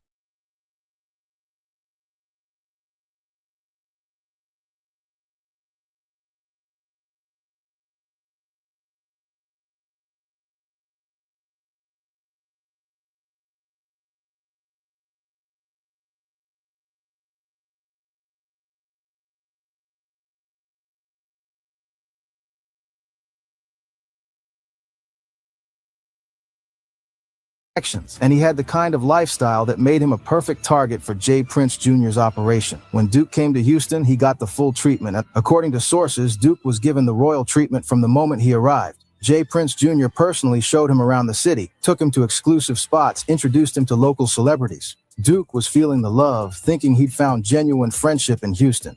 The invitation to the dice game came after a night of partying. Duke was feeling good, trusting his new friends, and ready to have some fun. When Jay Prince Jr. suggested they shoot some dice, Duke saw it as just another part of the Houston experience. But something went catastrophically wrong that night. According to WAC 100's inside sources, someone in the crew made a critical error. They accidentally passed the loaded dice to Duke instead of keeping them with the designated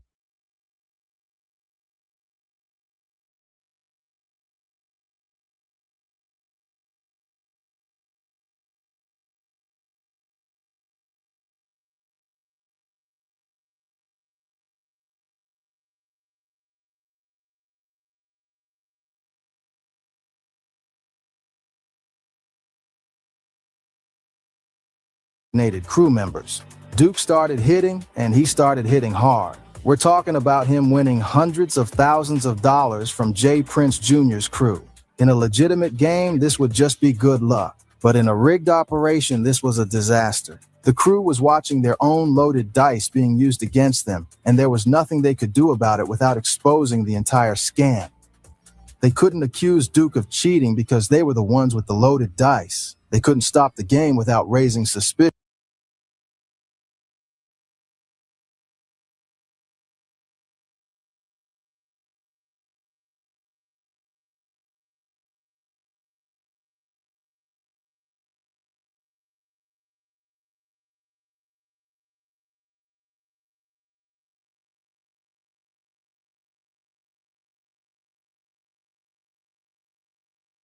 They were trapped by their own system. As Duke kept winning, the crew's frustration grew. This wasn't supposed to happen. The loaded dice were supposed to guarantee their victory, not hand hundreds of thousands of dollars to their mark. But Duke had no idea what was happening. He thought he was just having an incredible night of luck. When the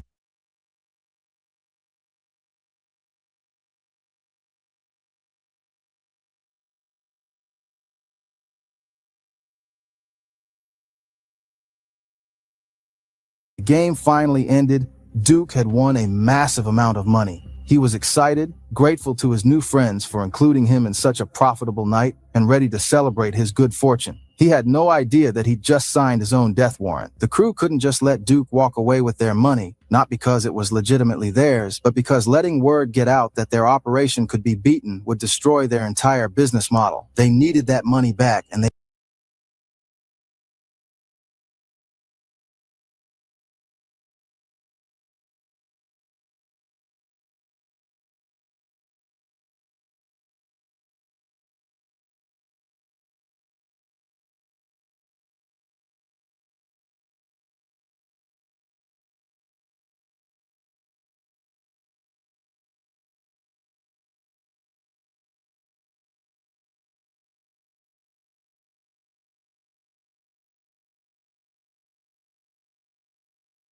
needed to make sure Duke couldn't tell anyone what had happened. So they came up with a plan. They invited Duke to a Lil Boozy concert that same night. Yo, come through to this show, we'll celebrate your big win. Duke thought he was going to party with his new friends. He had no idea he was walking into an execution. At the concert, Duke was in a great mood. He was flashing his jewelry, showing off his designer bags, and yes, he had that bag of cash from his dice game winnings. He was having the time of his life, completely unaware that he was being watched and that a plan was being put into motion. The crew used the concert as an opportunity to study Duke's movements, identify when he'd be most vulnerable, and coordinate their attack. They weren't just planning a robbery. They were planning a murder disguised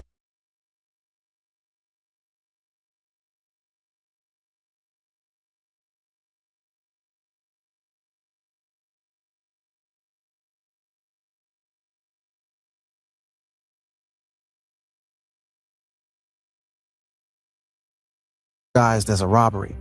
After the show ended, Duke walked to his car alone. That's when they made their move. Multiple attackers approached him in the parking lot demanding their money back. But Duke wasn't going for it. He knew he'd won that money fair and square, and he was ready to fight for it. Duke's refusal to hand over the money sealed his fate. The attackers couldn't afford to let him live after he'd seen their faces and knew about their operation. They shot Duke multiple times, killing him in that parking lot.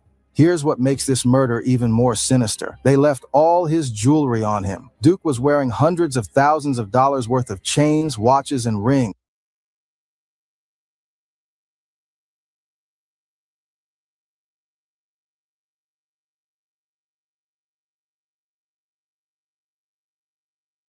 But the killers only took the cash from the dice game. This wasn't a random robbery gone wrong. This was a targeted execution to recover specific money and eliminate a witness. Duke the jeweler died because he accidentally won money that was never supposed to be winnable. He died because a criminal organization couldn't afford to let their scam be exposed. He died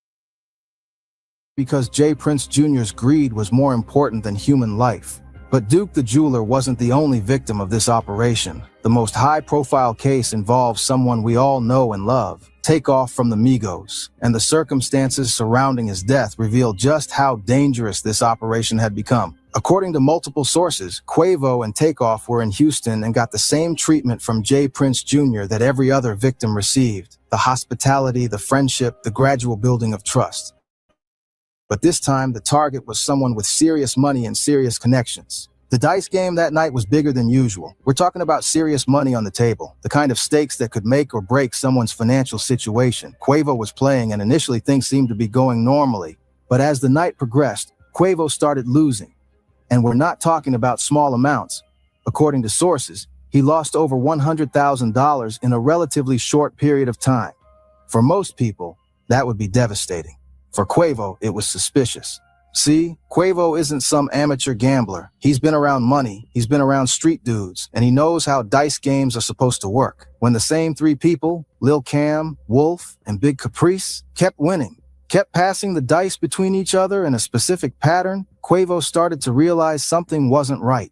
The audio that leaked from that night tells the whole story. You can hear the tension building as Quavo gets more and more frustrated. He's not just mad about losing money, he's mad about being played. He's realizing that his new friends have been scamming him from the beginning. That's when Quavo got heated and started calling out the game. You can hear him in the audio saying he doesn't want to talk about basketball, he wants to focus on the dice. But what he's really saying is, I know y'all are cheating, and I want my money back. The crew tried to deflect, tried to change the subject, tried to calm the situation down, but Quavo wasn't having it. He'd lost too much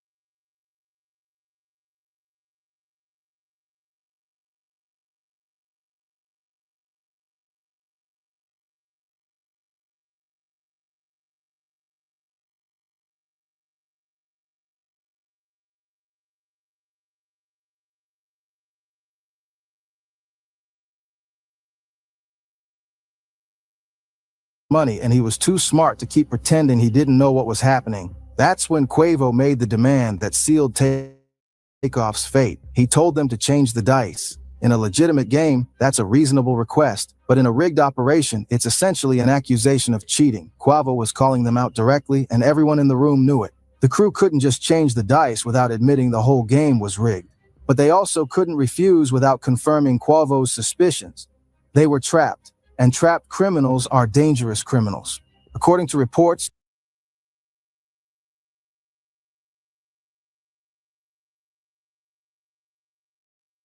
he wants to focus on the dice, but what he's really saying is, I know y'all are cheating, and I want my money back. The crew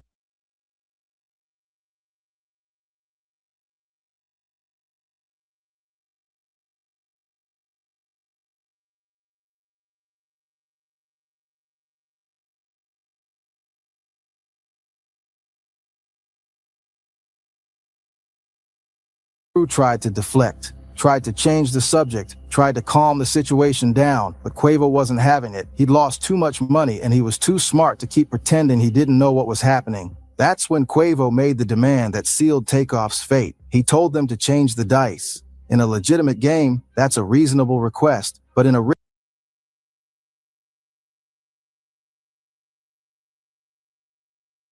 rigged operation, it's essentially an accusation of cheating. Quavo was calling them out directly, and everyone in the room knew it.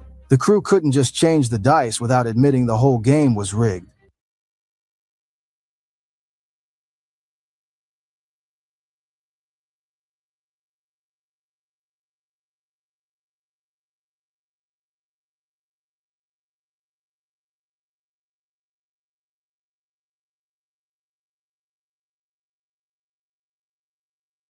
But they also couldn't refuse without confirming Quavo's suspicions.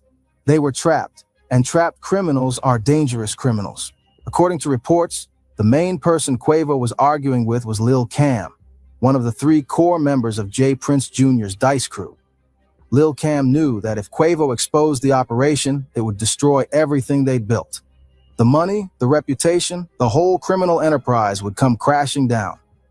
The tension in the room was escalating rapidly. You had Quavo, a successful rapper with serious connections, accusing a crew of professional scammers of cheating him out of 6 figures. You had Takeoff, an innocent bystander who was just there to support his nephew. And you had a room full of criminals who couldn't afford to let their operation be exposed. That's when things turned deadly. In the chaos that followed, shots were fired. Multiple weapons were drawn. Multiple people were shooting. And in the confusion, Takeoff, who wasn't even involved in the argument, caught a bullet and lost his life. The man who allegedly fired the shot that killed Takeoff connected to the same dice game crew that had been scamming celebrities for years. This wasn't some random club shooting. This was the inevitable result of a criminal operation that had been allowed to operate unchecked for too long. Lil Cam was later arrested in connection with Takeoff's murder. Think about that for a second. One of the core members of J. Prince Jr.'s loaded dice crew is now facing murder charges for killing one of hip-hop's most beloved artists. That's not a coincidence, fam. That's the natural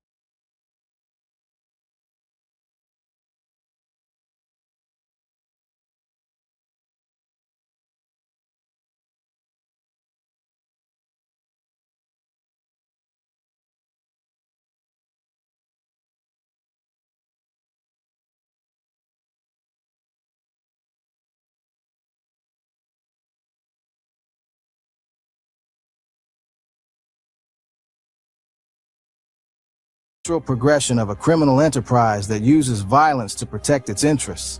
The death of Takeoff represents the ultimate corruption of everything hip-hop is supposed to stand for. Here was a young man who had worked his whole life to achieve success,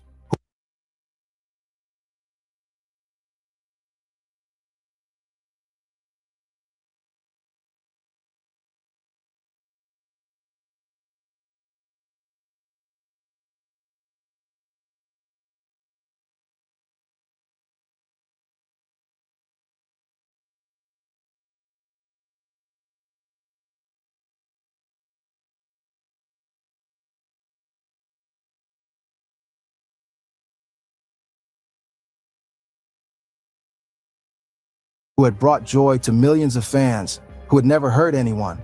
And he died because his nephew refused to be scammed by people who were supposed to show them love. What makes this even more tragic is that Takeoff's death was completely preventable. If J. Prince Jr. had been running legitimate dice games, if he hadn't been scamming people, if he hadn't created a criminal organization that used violence to solve problems, him into this operation faced threats, harassment, and worse. The message was clear: keep your mouth shut or face consequences.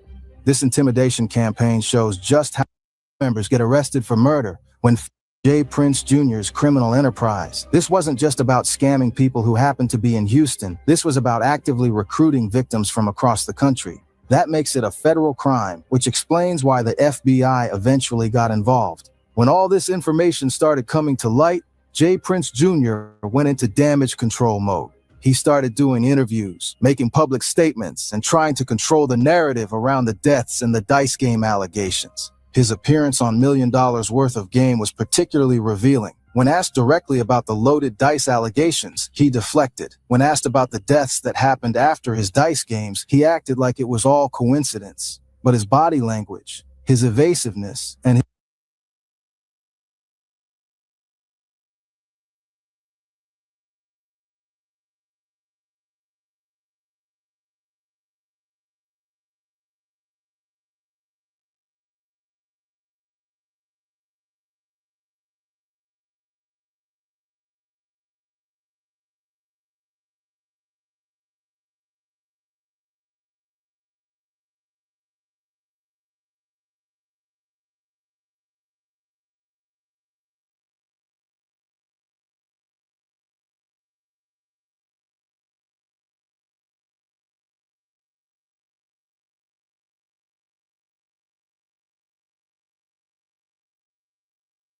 his refusal to directly address the allegations told a different story.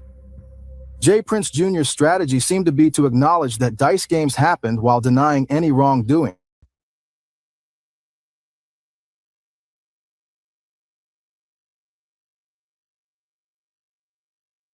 Yeah, we shoot dice sometimes, but it's all legitimate. These deaths are just coincidences. People are trying to blame me for things I had nothing to do with. But the pattern was too clear. The connection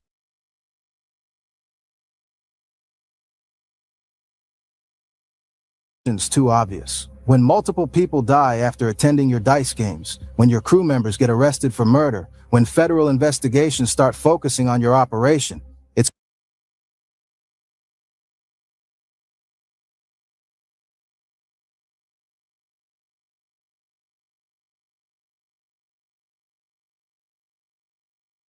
hard to claim innocence. J. Prince Jr. also tried to use his family's reputation as a shield. He'd reference his father's legacy, talk about the Prince family's contributions to hip-hop, and try to position himself as a victim of false accusations. But that strategy backfired because it reminded people of how far he'd fallen from his family's standards. The media manipulation extended beyond interviews. J. Prince Jr. and his supporters started spreading counter-narratives on social media, trying to discredit witnesses and accusers. They questioned people's motives, attack their credibility, and try to muddy the waters around the allegations. But the most sinister aspect of the cover-up was the intimidation campaign. According to sources, people who spoke out about the loaded dice operation faced threats, harassment, and worse. The message was clear: keep your mouth shut or face consequences. This intimidation campaign shows just how much J. Prince Jr. had to lose if the truth came out. Legitimate business people don't threaten witnesses. Innocent people don't need to silence accusers. The cover-up attempts were almost as damning as the original crimes. But despite J. Prince Jr.'s attempts to control the narrative, federal authorities were building a case. And according to some explosive allegations from WAC 100,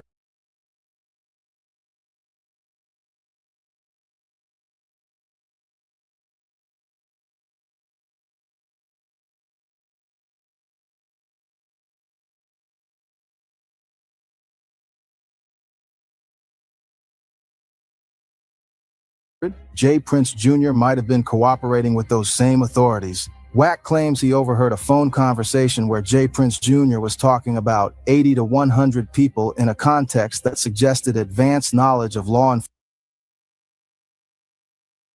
enforcement operations.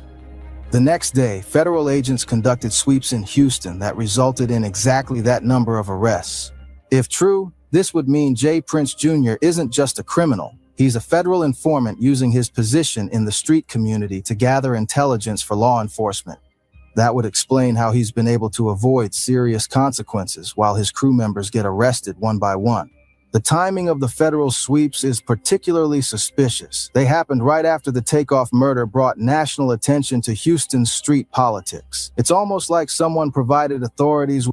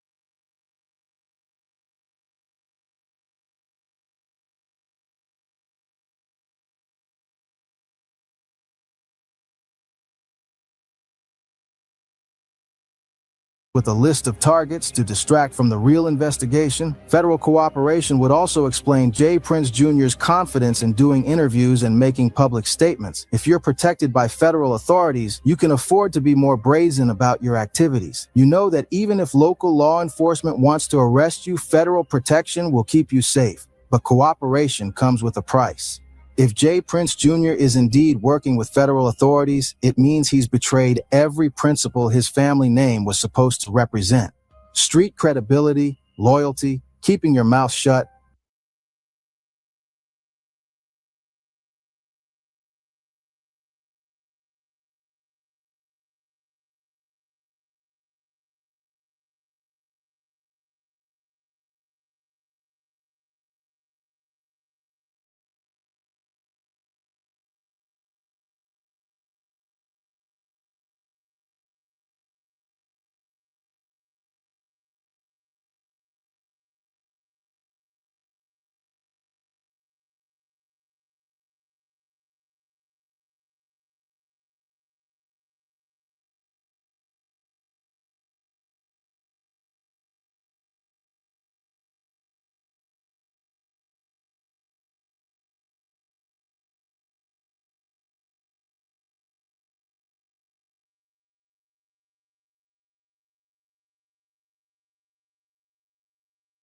All of that goes out the window when you start snitching. The federal investigation also explains why so many people in Houston's street community have started distancing themselves from Jay Prince Jr. Word travels fast in those circles, and if people suspect you're cooperating with law enforcement, you become radioactive. Multiple arrests have been made in connection with the dice game operation and related violence. Lil Cam, one of the core crew members, is facing murder charges. Other associates have been picked up on various charges. The whole network is being systematically dismantled. But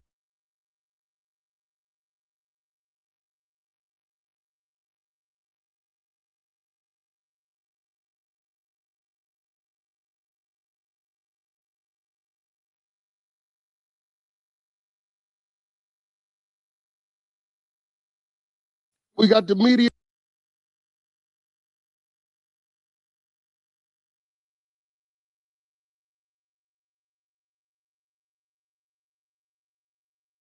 team in there. Where the media We're the team. media team. We got content. TV's in the go. We got TV in the go. You looking for that fire Clubhouse content? Well, you need to subscribe to the homie. Hey, yo, Clubhouse TV. Let's get to the content. That's a good one. In the block out there. Them Alphabet Boys picked up that nigga Junior. Yeah, that's what it sounds like. But you know what? Because I thought about that, right? I'm thinking about, okay, why would they grab him? So the only thing I can see is they grabbing him, and I guarantee you his charges ain't gonna have nothing to do with the shooting. I think they grabbed him on some other shit they might have already had on him, and they want to use that to try to force this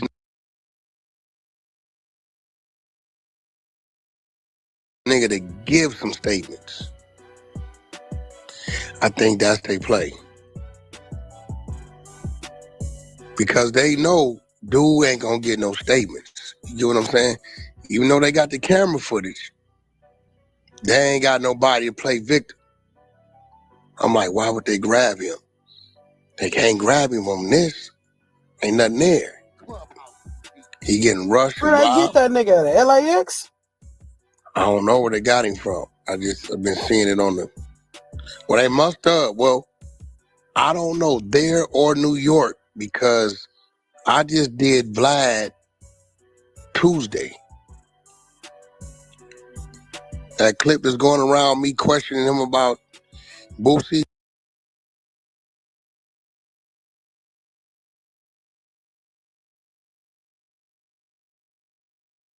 That was just Tuesday.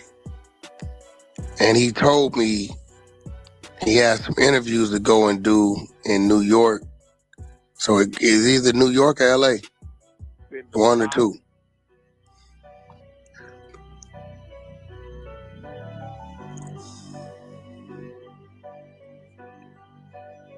Damn. They said they got him with, I'm not sure who put it in the chat. They said they got him with, I think that was Jock. Put it in the chat that they got him with felon in possession. Okay, are they saying he didn't pick the gun up? It was his gun? I can't say, Brody. I'm not sure, 100%. I told y'all that them niggas got to the full camera footage. Right.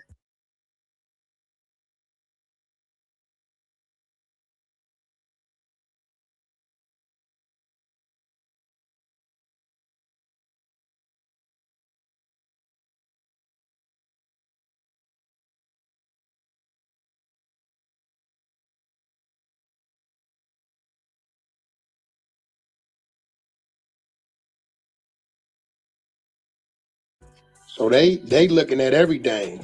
The shit we was seeing was some things iPhone type shit. So for him to be in possession, that mean they showing him brandishing the gun. In the block. You said showing him brandishing the gun? Because it would have for him to be in possession, they would have to show him pulling that pistol out. So maybe when the shit was going on, the nigga was strapped, couldn't get to it. So maybe one of them niggas didn't drop a pistol. Maybe the video was showing him reaching pulling in his own waist, shit out. pulling his own shit out. But Wack, can you be charged with felony in possession if you're getting pistol whipped? Say this is the case. Yeah, that don't mean in possession is in possession. I don't give what's going on. You ain't supposed to have it. That's just like when you get niggas kill a nigga that's trying to rob him. Okay, you killed a nigga with a gun, you wasn't supposed to.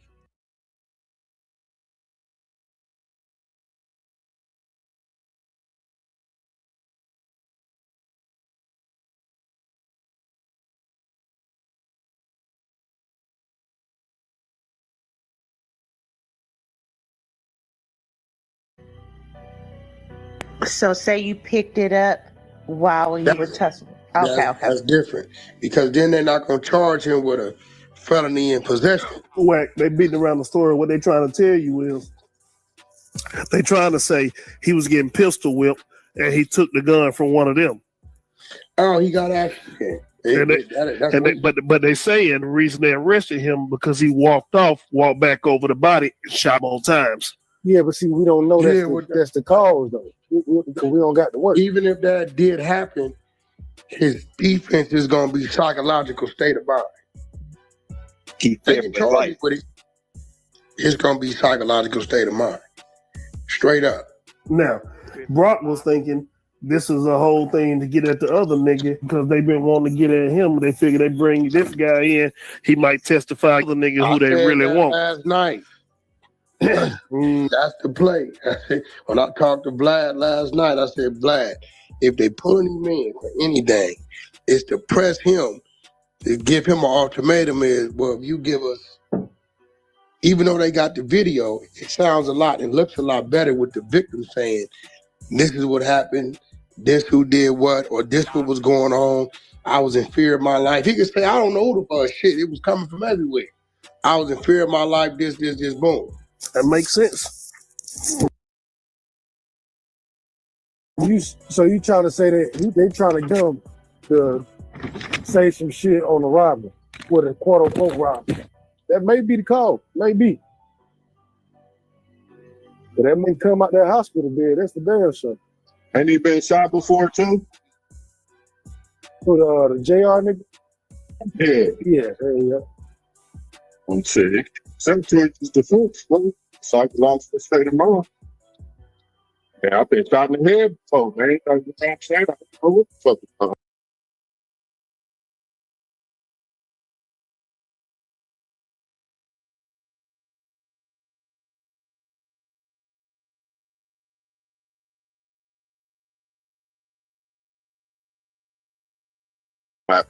Flashbacks.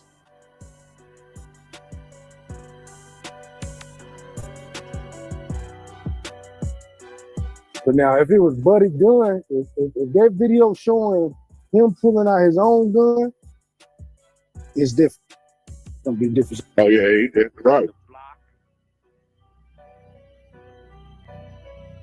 Still.